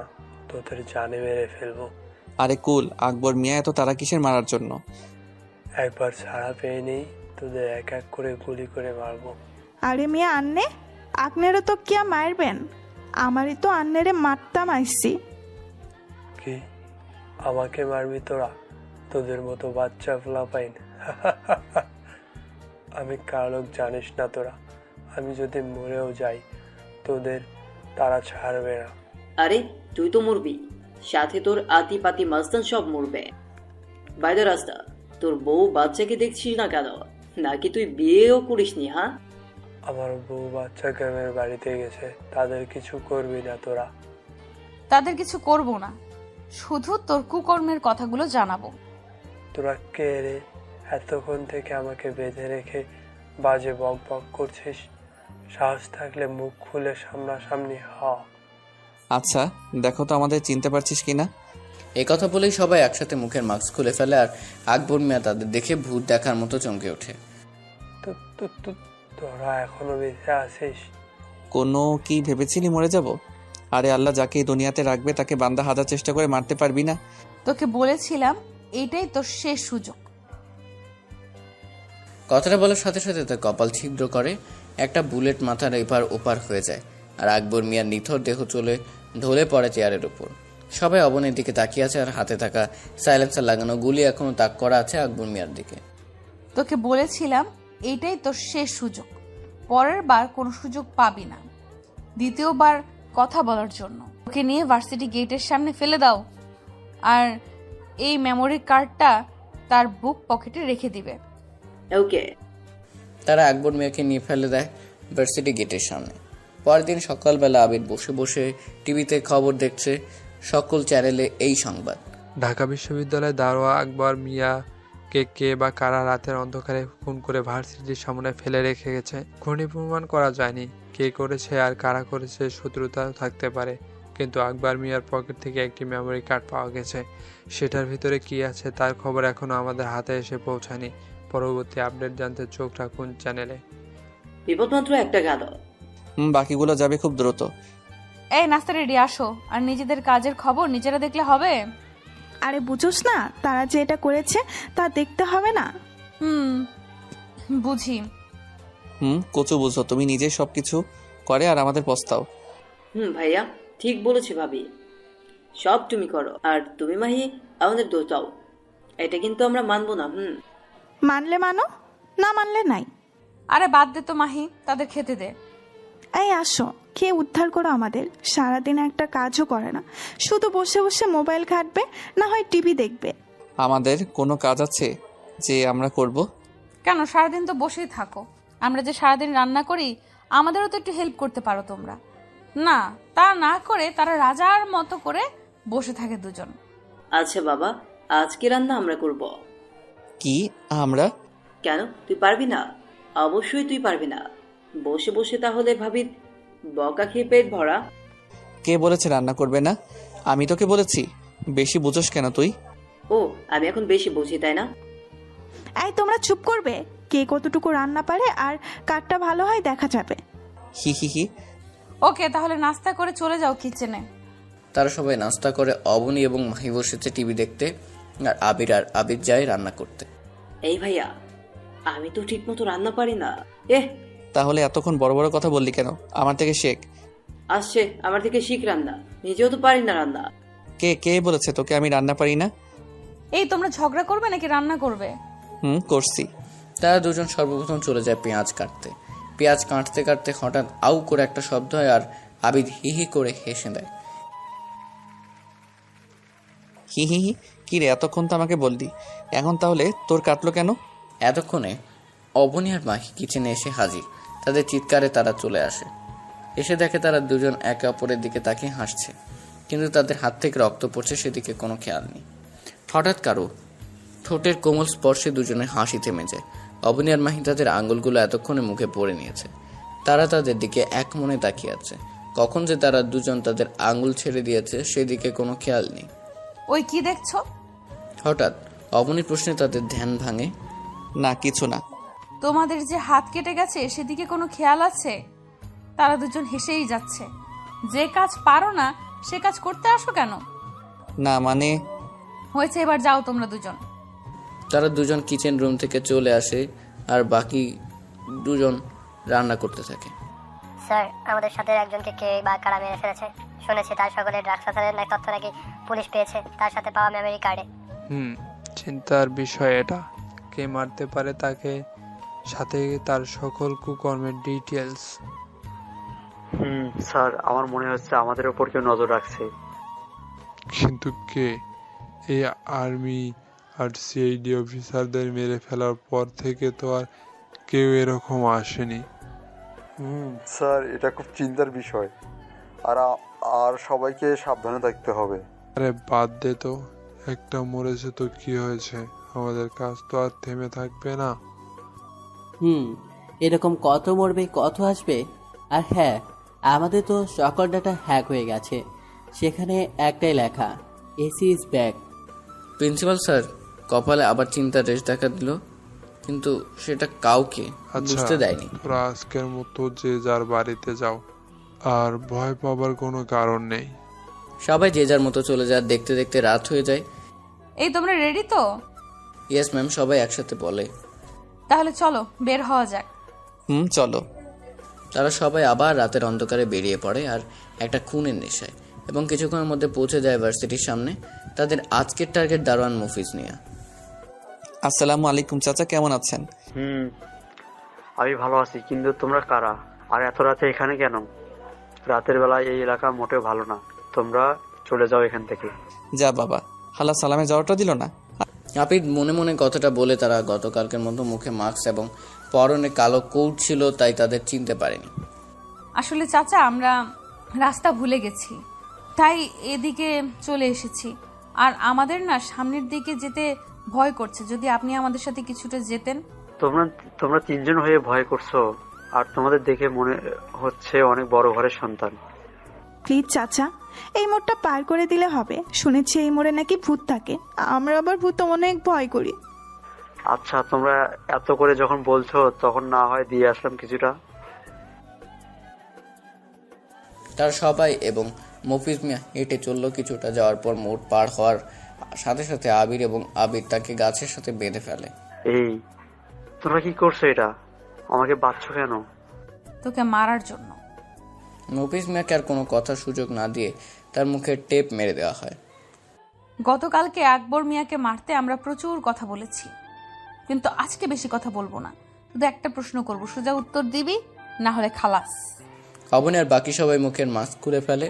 তাদের দেখে মফিজ মিয়ার চোখ বড় বড় হয়ে যায় আর মুখ আওয়াজ করছে। অবনী গিয়ে তার মুখের ট্যাপ খুলে দেয়। তো তোমরা বেঁচে আছিস? কেন, কি ভেবেছিস মরে যাব? বেশি সময় নষ্ট করব না, শুধু একটা প্রশ্ন করব, সঠিক উত্তর দিবি। তোদের বসের নাম কি? জানি না। আর কোনো শব্দ বের হয় না, শরীরটা আস্তে আস্তে নিস্তেজ হয়ে যাচ্ছে তার। একটা গুলি এসে লাগে তার কপালে। গুলি হাতে দাঁড়িয়ে আছে অবনী। আরে বাবা, আজকেও তুমি মেরে দিলে, আমাদেরকেও তো মারার সুযোগ দিবে একটু। অবনী কাউকে সুযোগ দেয় না, সে সুযোগ নেয়। আর ওকে ভার্সিটির গেটের সামনে নিয়ে ফেলে দাও। হ্যাঁ, নিজে মারবে আর আমাদের বলবে ফেলতে। ফেলবে কিনা সেটা বলো। আরে ফেলবো তো, এই তো ফেলে দিচ্ছি।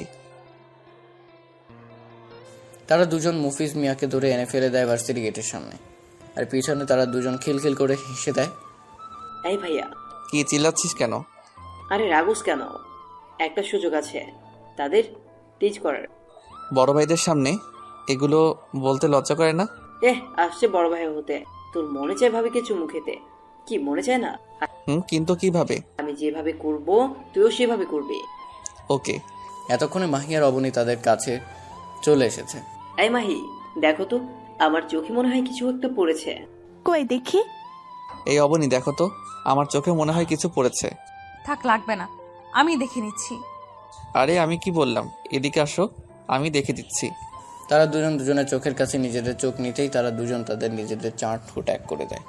মাহি এবং অবনী এরকম হঠাৎ লিপ কিসে ঘাবড়ে যায়, তবুও নিজেদের ঠিক করে হাত চাটতে চেষ্টা করে, কিন্তু তাদের সাথে না পেরে রেসপন্স দিতে থাকে। কিছুক্ষণ থাকার পর দুজন দুজনকে ছেড়ে দেয়। এই তোমাদের চোখে কি পড়ছিল? কি করবো বলো, তোমাকে বললে তো তুমি দাও না, তাই কৌশল করে নিয়ে নিলাম। মিশনে এসেও তোমাদের দুই ভাইয়ের লুচ্চামি গেল না। প্ল্যানটা ছিল কার? আবিদের। আবার হাসে? তোমার হাসি আমি ছুটাচ্ছি, এখান থেকে চেয়ে নি। এই তোরা চল, এখানে আর থাকা যাবে না, তোরা বাড়িতে গিয়ে ঝগড়া করিস। চল। অতঃপর তারা চারজন সেখান থেকে প্রস্থান করে। পরদিন সকালবেলা টিভিতে সেই আগের ন্যায় একই নিউজ। আজও ঢাকা ভার্সিটির দারোয়ান মফিজকে কে বা কারা খুন করে রেখে গেছে। আগের খুনের মতো খুনি এবং ক্রু রেখে যায়নি। পুলিশ ধারণা করছে তাদের খুন এবং এবারের খুনটা ওই একই ব্যক্তি করেছে। জানা গেছে মফিজ মিয়া ড্রাগ পাচারকারীদের সাথে যুক্ত ছিলেন। পরবর্তী আপডেটের জন্য চ্যানেলেই চোখ রাখুন। দেখছো, আমরা অল্প কয়েকদিনে ফেমাস হয়ে যাব। আসছে প্রেমাস হতে। নিজের কাজ ঠিক মতো করো। আমি তো আমার কাজ ঠিক মতোই করছি, তুমি নিজের কাজ ঠিক মতো করো। সারাদিন শুধু ফাঁকিবাজি করো তুমি।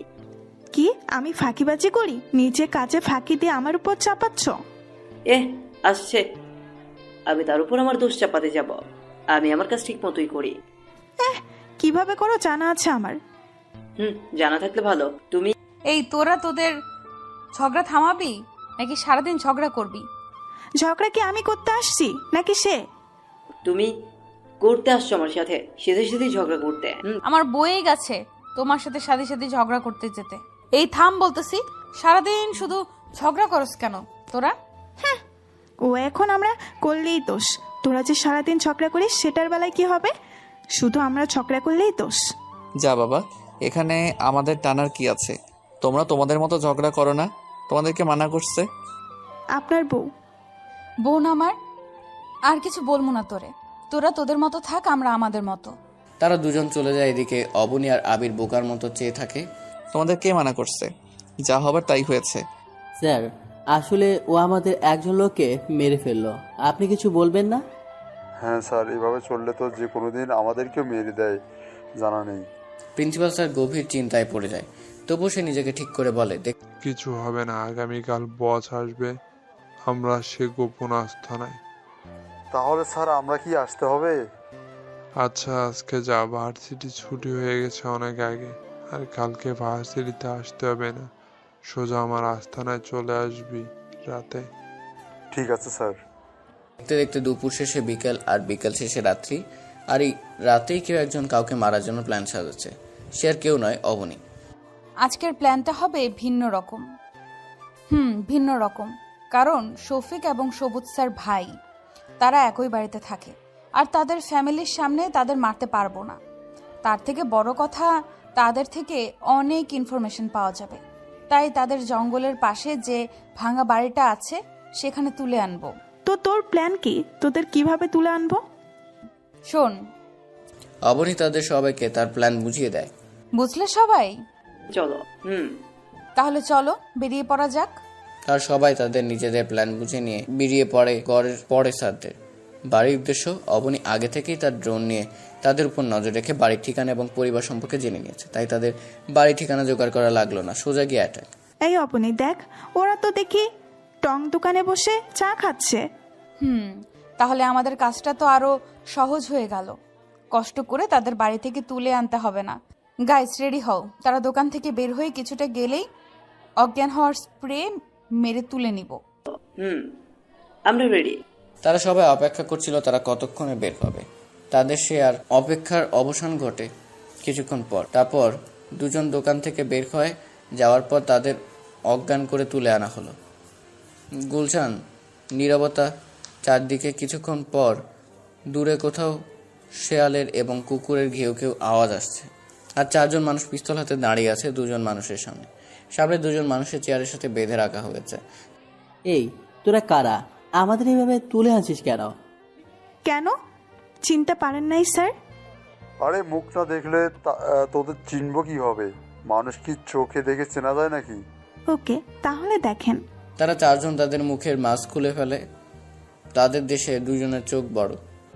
তোরা বেঁচে আছিস? কিন্তু কিভাবে? সেদিন তো তোদের আমি নিজের হাতে মেরেছি, তাও বেঁচে গেলি কিভাবে?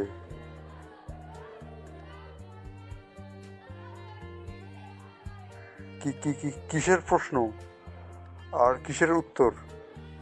আমি এত কথা বলতে পারবো না। এই মাহি, তুই জিজ্ঞেস কর। স্যার, আপনাদের বেশি কিছু জিজ্ঞেস করব না, শুধু কয়েকটা প্রশ্ন করব, তার সঠিক উত্তর দেবেন। আপনার বসের নাম কি? জানি না। আপনাদের বস কোথায় থাকে? জানি না। আপনাদের বসকে পাবো কোথায়? আরে জানি তো, আমরা সব প্রিন্সিপাল স্যার জানেন। ওকে মাহি, তুই সর। আবির, এবার তোমার কাজ শুরু করো। আবির গিয়ে একটা চেয়ার টেনে বসে পড়ে তাদের সামনে, আর একটা বক্স রাখে টেবিলের উপর। সেটা থেকে সে প্রথমে প্লাস বের করে এবং আসিফ সাহেবের একটা নোক টেনে তুলে ফেলে। সে চিৎকার করছে কিন্তু সেটা কারো কান অব্দি পৌঁছাচ্ছে না। বল, তোদের বসের নাম কি? কথাটা বলতে বলতে আবির আবার বাক্স থেকে ব্লেড এবং মরিচের গুঁড়া বের করে। জানি না। আবির কোনো কথা না বলে উঠে সবুজ স্যারের গায়ে থাকা শার্টটা খুলে ফেলে এবং তার শাড়ির ব্লেড দিয়ে কাটতে থাকে। বলবি না তোদের কিছু? না। ওকে ফাইন, তোদের বলতে হবে না। আবির আবার তার শরীর কাটতে থাকে এবং তাতে মরিচের গোড়া ঢেলে দেয়। সে গগন পাঠানো চিৎকার করছে কিন্তু সেটা কারো কান অব্দি পৌঁছাচ্ছে না। বলবি না? বলছি প্লিজ, আর না, আমি পারছি না, প্লিজ ছেড়ে দাও আমাকে। আবিদ পানিটাই নে, ওর গায়ে ঢেলে দে। আবিদ আবিরের কথা মতো পানি এনে ঢেলে দেয়। নে, এবার বল। আসিফ ভাই, আপনি বলেন, আমি আর পারছি না। আশিক চৌধুরী আমাদের বসের নাম। সে কি করে বা কোথায় থাকে আমরা কিছু জানি না, সব প্রিন্সিপাল স্যার জানেন। তাকে কোথায় পাবো? সে আগামীকাল আসবে প্রিন্সিপাল স্যারের সাথে দেখা করার জন্য। আমাদেরও যেতে বলেছে, কিন্তু কোথায় আসবে সেটা বল। প্রিন্সিপাল স্যারের বাড়ির পেছনে তার একটা গ্যারেজ আছে, সেখানে আসবে রাতে। তাহলে এবার তোমরা তোমাদের কাজ সেরে ফেলো। আমরা তো সব বলে দিয়েছি, এখন আমাদের মুক্তি দে। মুক্তি দিব, চিরতরে মুক্তি দিব। বলে দুজনে পটাপট 2টা গুলি চালায়। 2টা বুলেট দিয়ে তাদের মাথায় এপার ওপার হয়ে যায়, নিথর হয়ে পড়ে তাদের শরীর। এবার চলো যাওয়া যাক। দাঁড়াও, ওদের ফেলা লাগবে না? না, ওদের এখানেই থাকতে দাও। এরা এখানে থাকলে আমাদের কাজটা আর সহজ হয়ে যাবে। আর এখন চলো, আমি আর কিছু বলতে পারবো না, আমার শরীর অনেকটা ক্লান্ত লাগছে। চলো। তারা সকলে চলে আসে তাদের বাড়িতে, আর সেই ঘুমিয়ে পড়ে।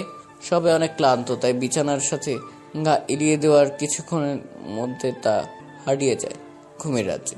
পরদিন সকালবেলা আবিরের ঘুম ভেঙে যায় মোবাইলের সাউন্ডে। সে ঘুম ঘুম চোখে মোবাইলে তাকায়। আদনান সাহেব কল করেছে। হ্যালো আব্বু। কিরে, এখনো ঘুমাচ্ছিস নাকি? কেন, কি হয়েছে? ওত, এত বেলা পর্যন্ত ঘুমানো লাগবে না। আর তোদের কাজ কতটুকু হয়েছে? কাজ আজকে শেষ হবে, আর বাকিটা অবনী জানে। এই অবনীর নাম্বার বন্ধ কেন? দেখ তো। অবনীর নাম্বার বন্ধ হতে যাবে কেন? আচ্ছা তুমি রাখো, আমি দেখছি। আবির লাইন কেটে দিয়ে চলে যায় অবনীতের রুমে। সে কি রুমে কাউকে পায় না? আবির তাদের না পেয়ে পুরো বাড়ি খুঁজে তাও পায় না।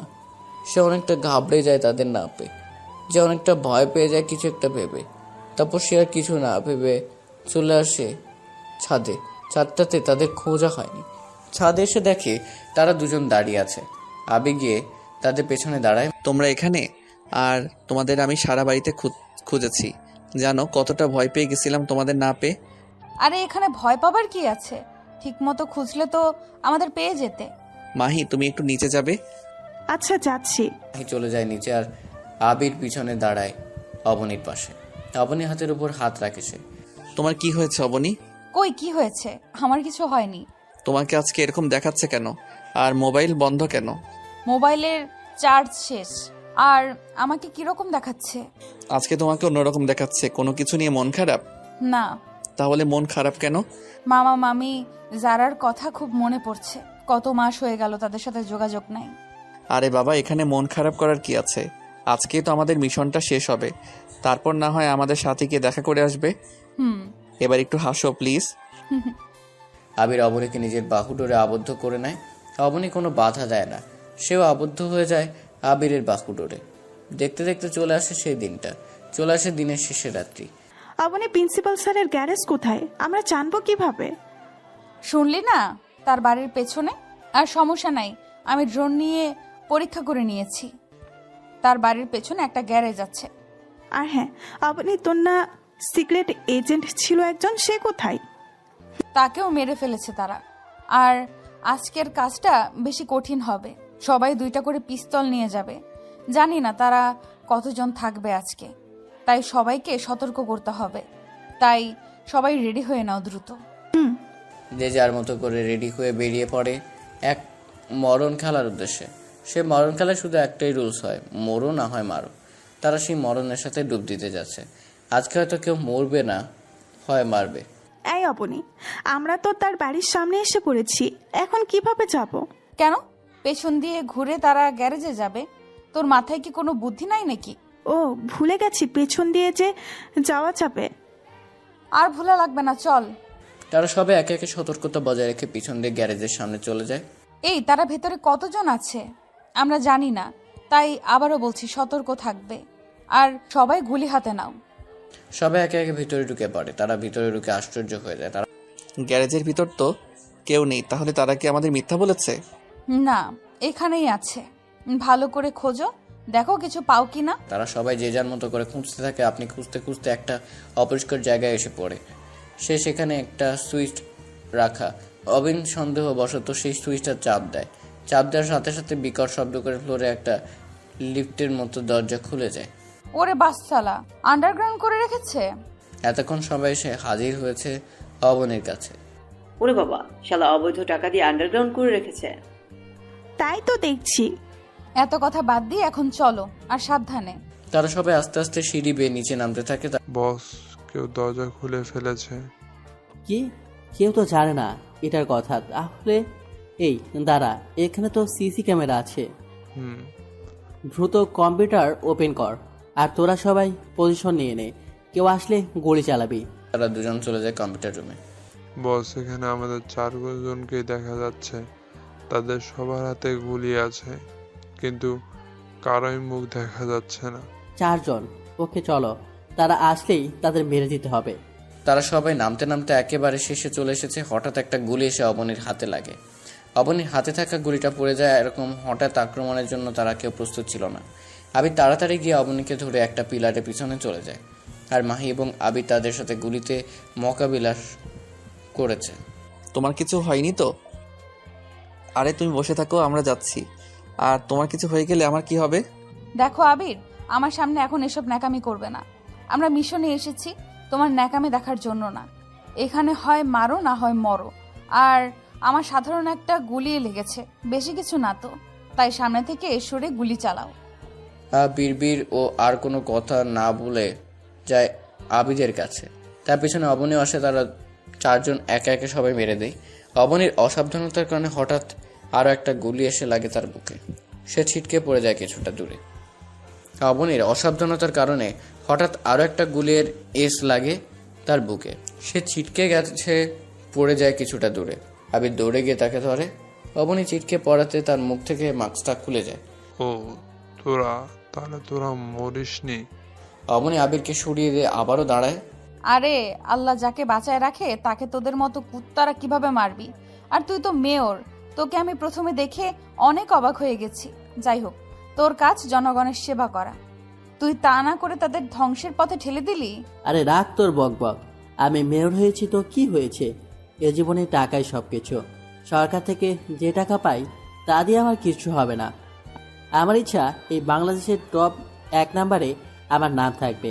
তার জন্য আমাকে যা করার আমি তাই করব। কথাগুলো বলার পর তাদের মধ্যে কিছুটা নীরবতা পালন করে। হঠাৎ করে একটা গুলির শব্দ হয়, আর প্রিন্সিপাল স্যার মাটিতে এলিয়ে পড়ে। অবনী গুলি তাক করে আছে সামনের দিকে। প্রিন্সিপালের মাথা ভেদ করে গুলি এপার ওপার হয়ে যায়। আশিক চৌধুরী অবাক এবং কিছুটা ভয় দৃষ্টিতে অবনীর দিকে তাকায়। কি মাহি, তোর কাজ কি শেষ হয়েছে? তারা এক্ষুনি এসে পড়বে। কি কাজ? আর কারা আসবে এখানে? তোরা কাকে আসতে বলেছিস? কিরে ভাই, পেলে নাকি এখন? আমি ভয় পাবো কেন? তোরা কাকে আসতে বলেছিস? আমাদের দলের লোক আসতে হবে না, তোদের এখান থেকে নিতে হবে না। আরে তারা আসার আগে তোরা বাঁচতে পারবি না। তোদের এখানেই মেরে তারপর আমি দেশ ছেড়ে চলে যাব। বলে গুলি করতে যাবে, তখন একটা বুলেট এসে লাগে তার হাতে। তার হাত থেকে গুলিটা পড়ে যায়। আরও একটা বুলেট এসে লাগে তার পায়ে। সে হাঁটু ভেঙে বসে পড়ে। তারা সবাই পেছনে তাকায়। আদনান সাহেব গুলি হাতে নিয়ে এগিয়ে আসছে, আর বাকি সবাই তাদের পজিশন নিয়ে নেয়। আর একটা গুলি গিয়ে লাগে আসিফ চৌধুরী কপালে। সে লুটিয়ে পড়ে মাটিতে। আব্বু, তুমি এসেছো? তোরা ঠিক আছিস তো? আমরা ঠিক আছি, কিন্তু অবনী ঠিক নেই, তার গুলি লেগেছে। অবনী হঠাৎ করে অজ্ঞান হয়ে যায়। তার শরীর থেকে অতিরিক্ত রক্ত যাওয়ার কারণে অজ্ঞান হয়ে যায়। আব্বু, অবনী অজ্ঞান হয়ে গেছে। তাকে তাড়াতাড়ি হসপিটালে নিয়ে চল, আর তোমরা লাশগুলোকে মর্গে পাঠিয়ে দিও। তারা সবাই অবনীকে নিয়ে চলে যায় হসপিটাল এবং তাকে এমার্জেন্সি পাঠানো হয়। মিটি মিটি চোখ তুলছে অবনী। সে চোখ তুলে তার পাশে মাহিতে বসে থাকতে দেখে। চারদিকে তাকিয়ে কাউকে খোঁজার চেষ্টা করছে সে। কাকে খুঁজছিস অবনী? আবির কোথায়? পাশের রুমেই আছে। কি হয়েছে তার? তার খারাপ কিছু হয়নি তো? আরে এত উত্তেজিত হচ্ছিস কেন তুই? আবির ভাইয়া ঠিক আছে। তোর শরীর থেকে অতিরিক্ত ব্লাড যাওয়ার কারণে তোর অবস্থা খুবই খারাপ হয়ে যায়। তখন ডাক্তার বলে ইমার্জেন্সি 3 ব্লাড লাগবে, কিন্তু তোর ব্লাড কোথাও পাওয়া যাচ্ছে না। ভাগ্য ভালো আবির ভাইয়ের সাথে তোর ব্লাড গ্রুপ মিলে যায়, তাই সে 3 ব্যাগ রক্ত দেওয়ার কারণে অনেকটা দুর্বল হয়ে যায়। তাই পাশের রুমে তাকে স্যালাইন দিয়ে রাখা হয়েছে। আজকে যদি আবির ভাইয়ের সাথে তোর ব্লাড গ্রুপ না মিলতো তাহলে কি হতো জানি না। আমি আবিরের কাছে যাব। দেখ অবনী, পাগলামি করবি না। তার থেকেও তুই বেশি দুর্বল, আর সে কিছুক্ষণের মধ্যেই ঠিক হয়ে যাবে। আর তুই শুয়ে থাক। না, আমি তার কাছে যাব মাহি, তুই আমাকে যেতে দে প্লিজ।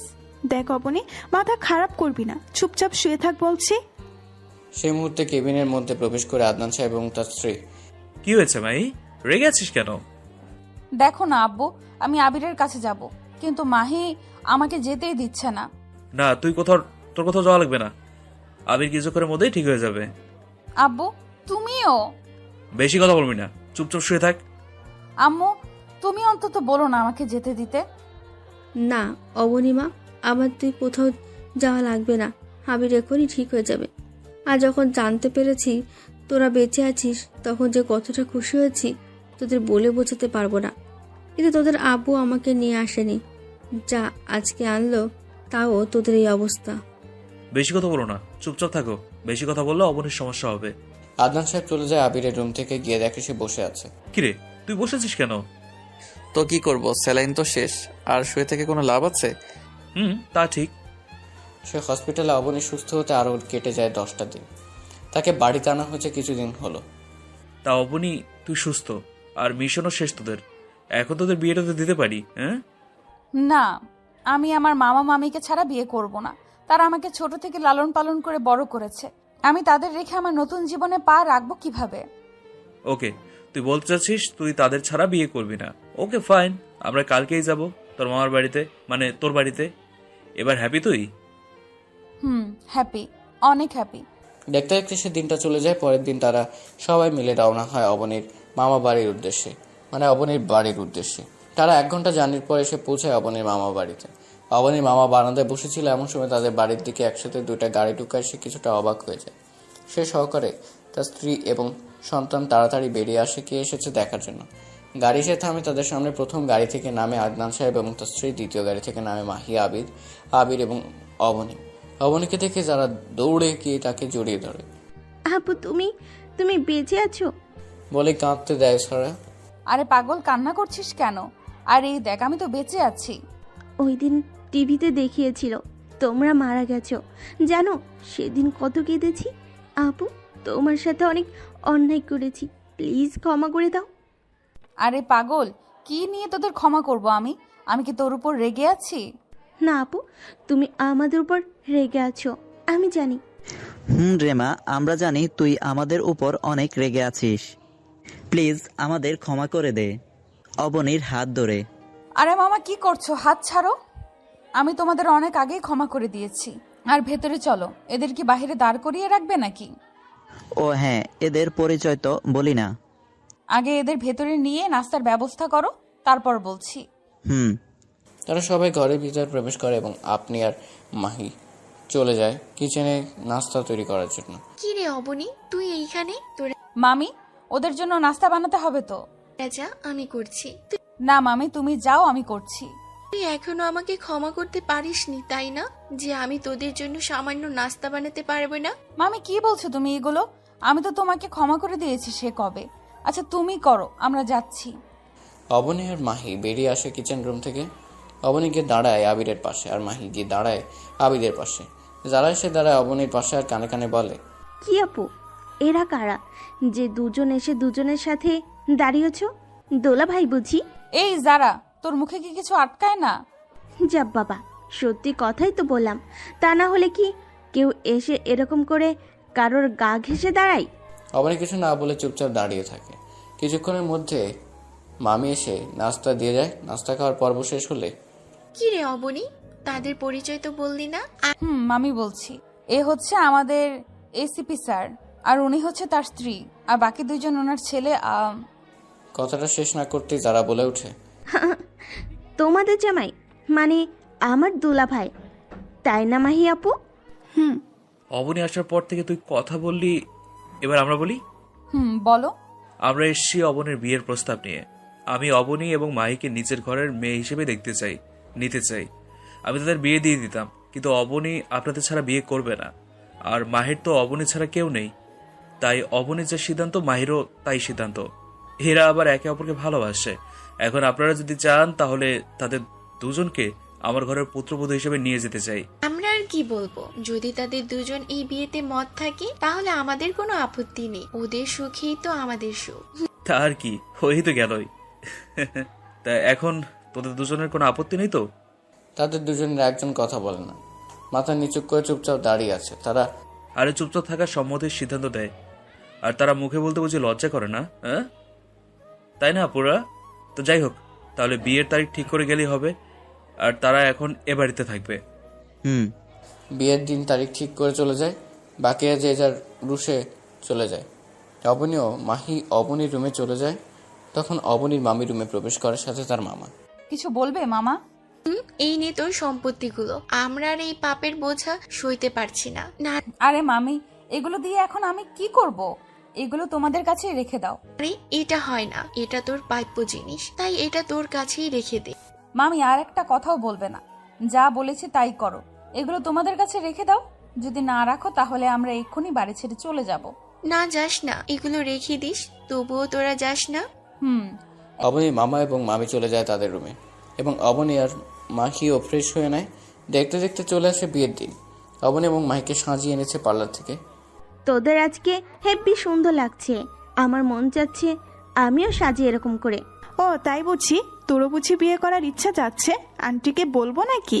না না, বলা লাগবে না, আমি এমনিতেই ঠিক আছি। বলেই যারা দৌড়ে চলে যায়, আর মাহি অবনীও হেসে দেয়। দেখতে দেখতে তাদের বিয়েটাও হয়ে যায়। তাদেরকে নিয়ে আসা হয় আদনান সাহেবের বাড়িতে। হেঁটে প্রায় মাঝখানে আরও কয়েক মিনিট। এখন রাত 12টা বেজে 2 মিনিট 4 সেকেন্ড। 2 রুমের দরজার সামনে দাঁড়িয়ে আছে আবির এবং আবির। এই শোন, বিড়ালটা ভালো করে মারবি কিন্তু, বেঁচে যেন না ফিরতে পারে। এই কি বলি তুই? আমি তোর বড় ভাই, এসব বলতে তো লজ্জা করে না? আসছে বড় ভাই, যা বিড়াল ভালো করে মারবি।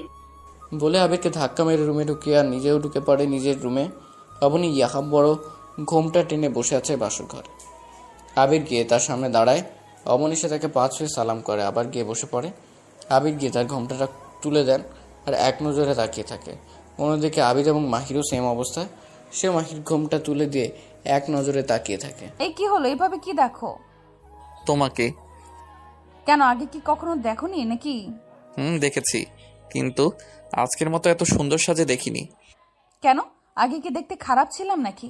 না, তবে আগের থেকেও সুন্দর লাগছে তোমাকে। যাও, লজ্জা করে না বুঝি আমার?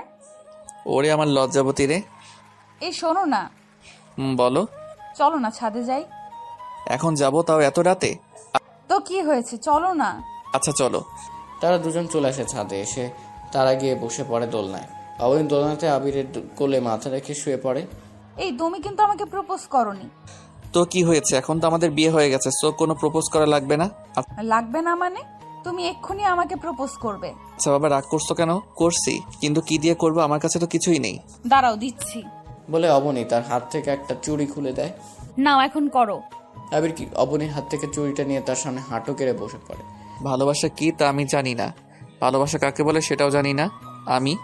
কিন্তু তোমাকে যেদিন প্রথম শপিং মলে দেখেছি, তারপর থেকে নিজের কাছে কীরকম শূন্যতা অনুভব করি। তোমার প্রতি একটা আলাদা টান, আলাদা আকাঙ্ক্ষা অনুভব করি। এটা কি বলে আমি জানি না। এটাকে যদি ভালোবাসা বলে তাহলে আমি তোমাকে ভালোবাসি। আমার এক বন্ধু আমাকে বলেছিল এটা নাকি আমার আবেগ, ভালো লাগা, কিন্তু ভালোবাসা না। এটা কিছুদিন পর কেটে যাবে। কিন্তু প্রথমে একটা মানুষের আবেগ দ্বারা শুরু হয় তার প্রিয় মানুষটার কাছে যাওয়ার। আবেগ ছাড়া কখনো ভালোবাসা হয় কিনা জানি না, কিন্তু আমার আবেগ দিয়ে ভালোবাসা হয়েছে তোমার প্রতি। সেই ভালোবাসা থেকে আজকে আমরা নতুন জীবন চলা শুরু করেছি। আচ্ছা তুমি কি হবে আমার বাবুর আম্মু? নিবি কি আমার এই অগোছালো জীবনটা গুছিয়ে দেওয়ার দায়িত্ব? হবে কি আমার সূর্য অস্ত যাওয়ার সময়টা দেখার সাথী? হবে কি আমার রাতের জ্যোৎস্না বিলাস করার সাথী? হবে কি আমার একই রাস্তায় পাশাপাশি হাতে হাত রেখে চলার সাথী? I love you Abani. Abani Abir হাত থেকে চুড়িটা নিয়ে বলো।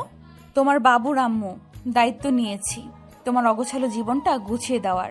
সাথী হব তোমার সূর্য অস্ত যাওয়ার দেখার। হব তোমার জ্যোৎস্না বিলাসের সাথী, হব তোমার হাতে হাত রেখে চলার সাথী। আবির উঠে অবনীকে আগলে নেয় নিজের বাহু ডোরে। অবনীও আজ নিজ ইচ্ছে আবদ্ধ হয়ে যায় আবিরের বাহু ডোরে। এভাবে তারা কতক্ষণ ছিল জানা নেই। এই একটা ইয়ে দাও না। ইয়েটা কি? পাপ্পি। আমি এখানে দিতে পারবো না, রুমে চলো। তারা দুজন চলে যায় নিজেদের রুমে। আজ এখান থেকে শুরু হবে তাদের নতুন জীবন, নতুন করে গড়ে তোলা তাদের সংসারের স্বপ্ন। আচ্ছা তারা হারিয়ে যাক না তাদের অতল ভালোবাসায়, দেখাক না তাদের নতুন সংসারের স্বপ্ন। সেখানে আমরা কাবাব মে হাড্ডি মুখে জানতো এখন বহুত শুনে ফেলেছেন। আর না, একেবারে যাবেন গা। অপেক্ষা করুন নেক্সট গল্পের জন্য। সে পর্যন্ত ভালো থাকবেন। ধন্যবাদ।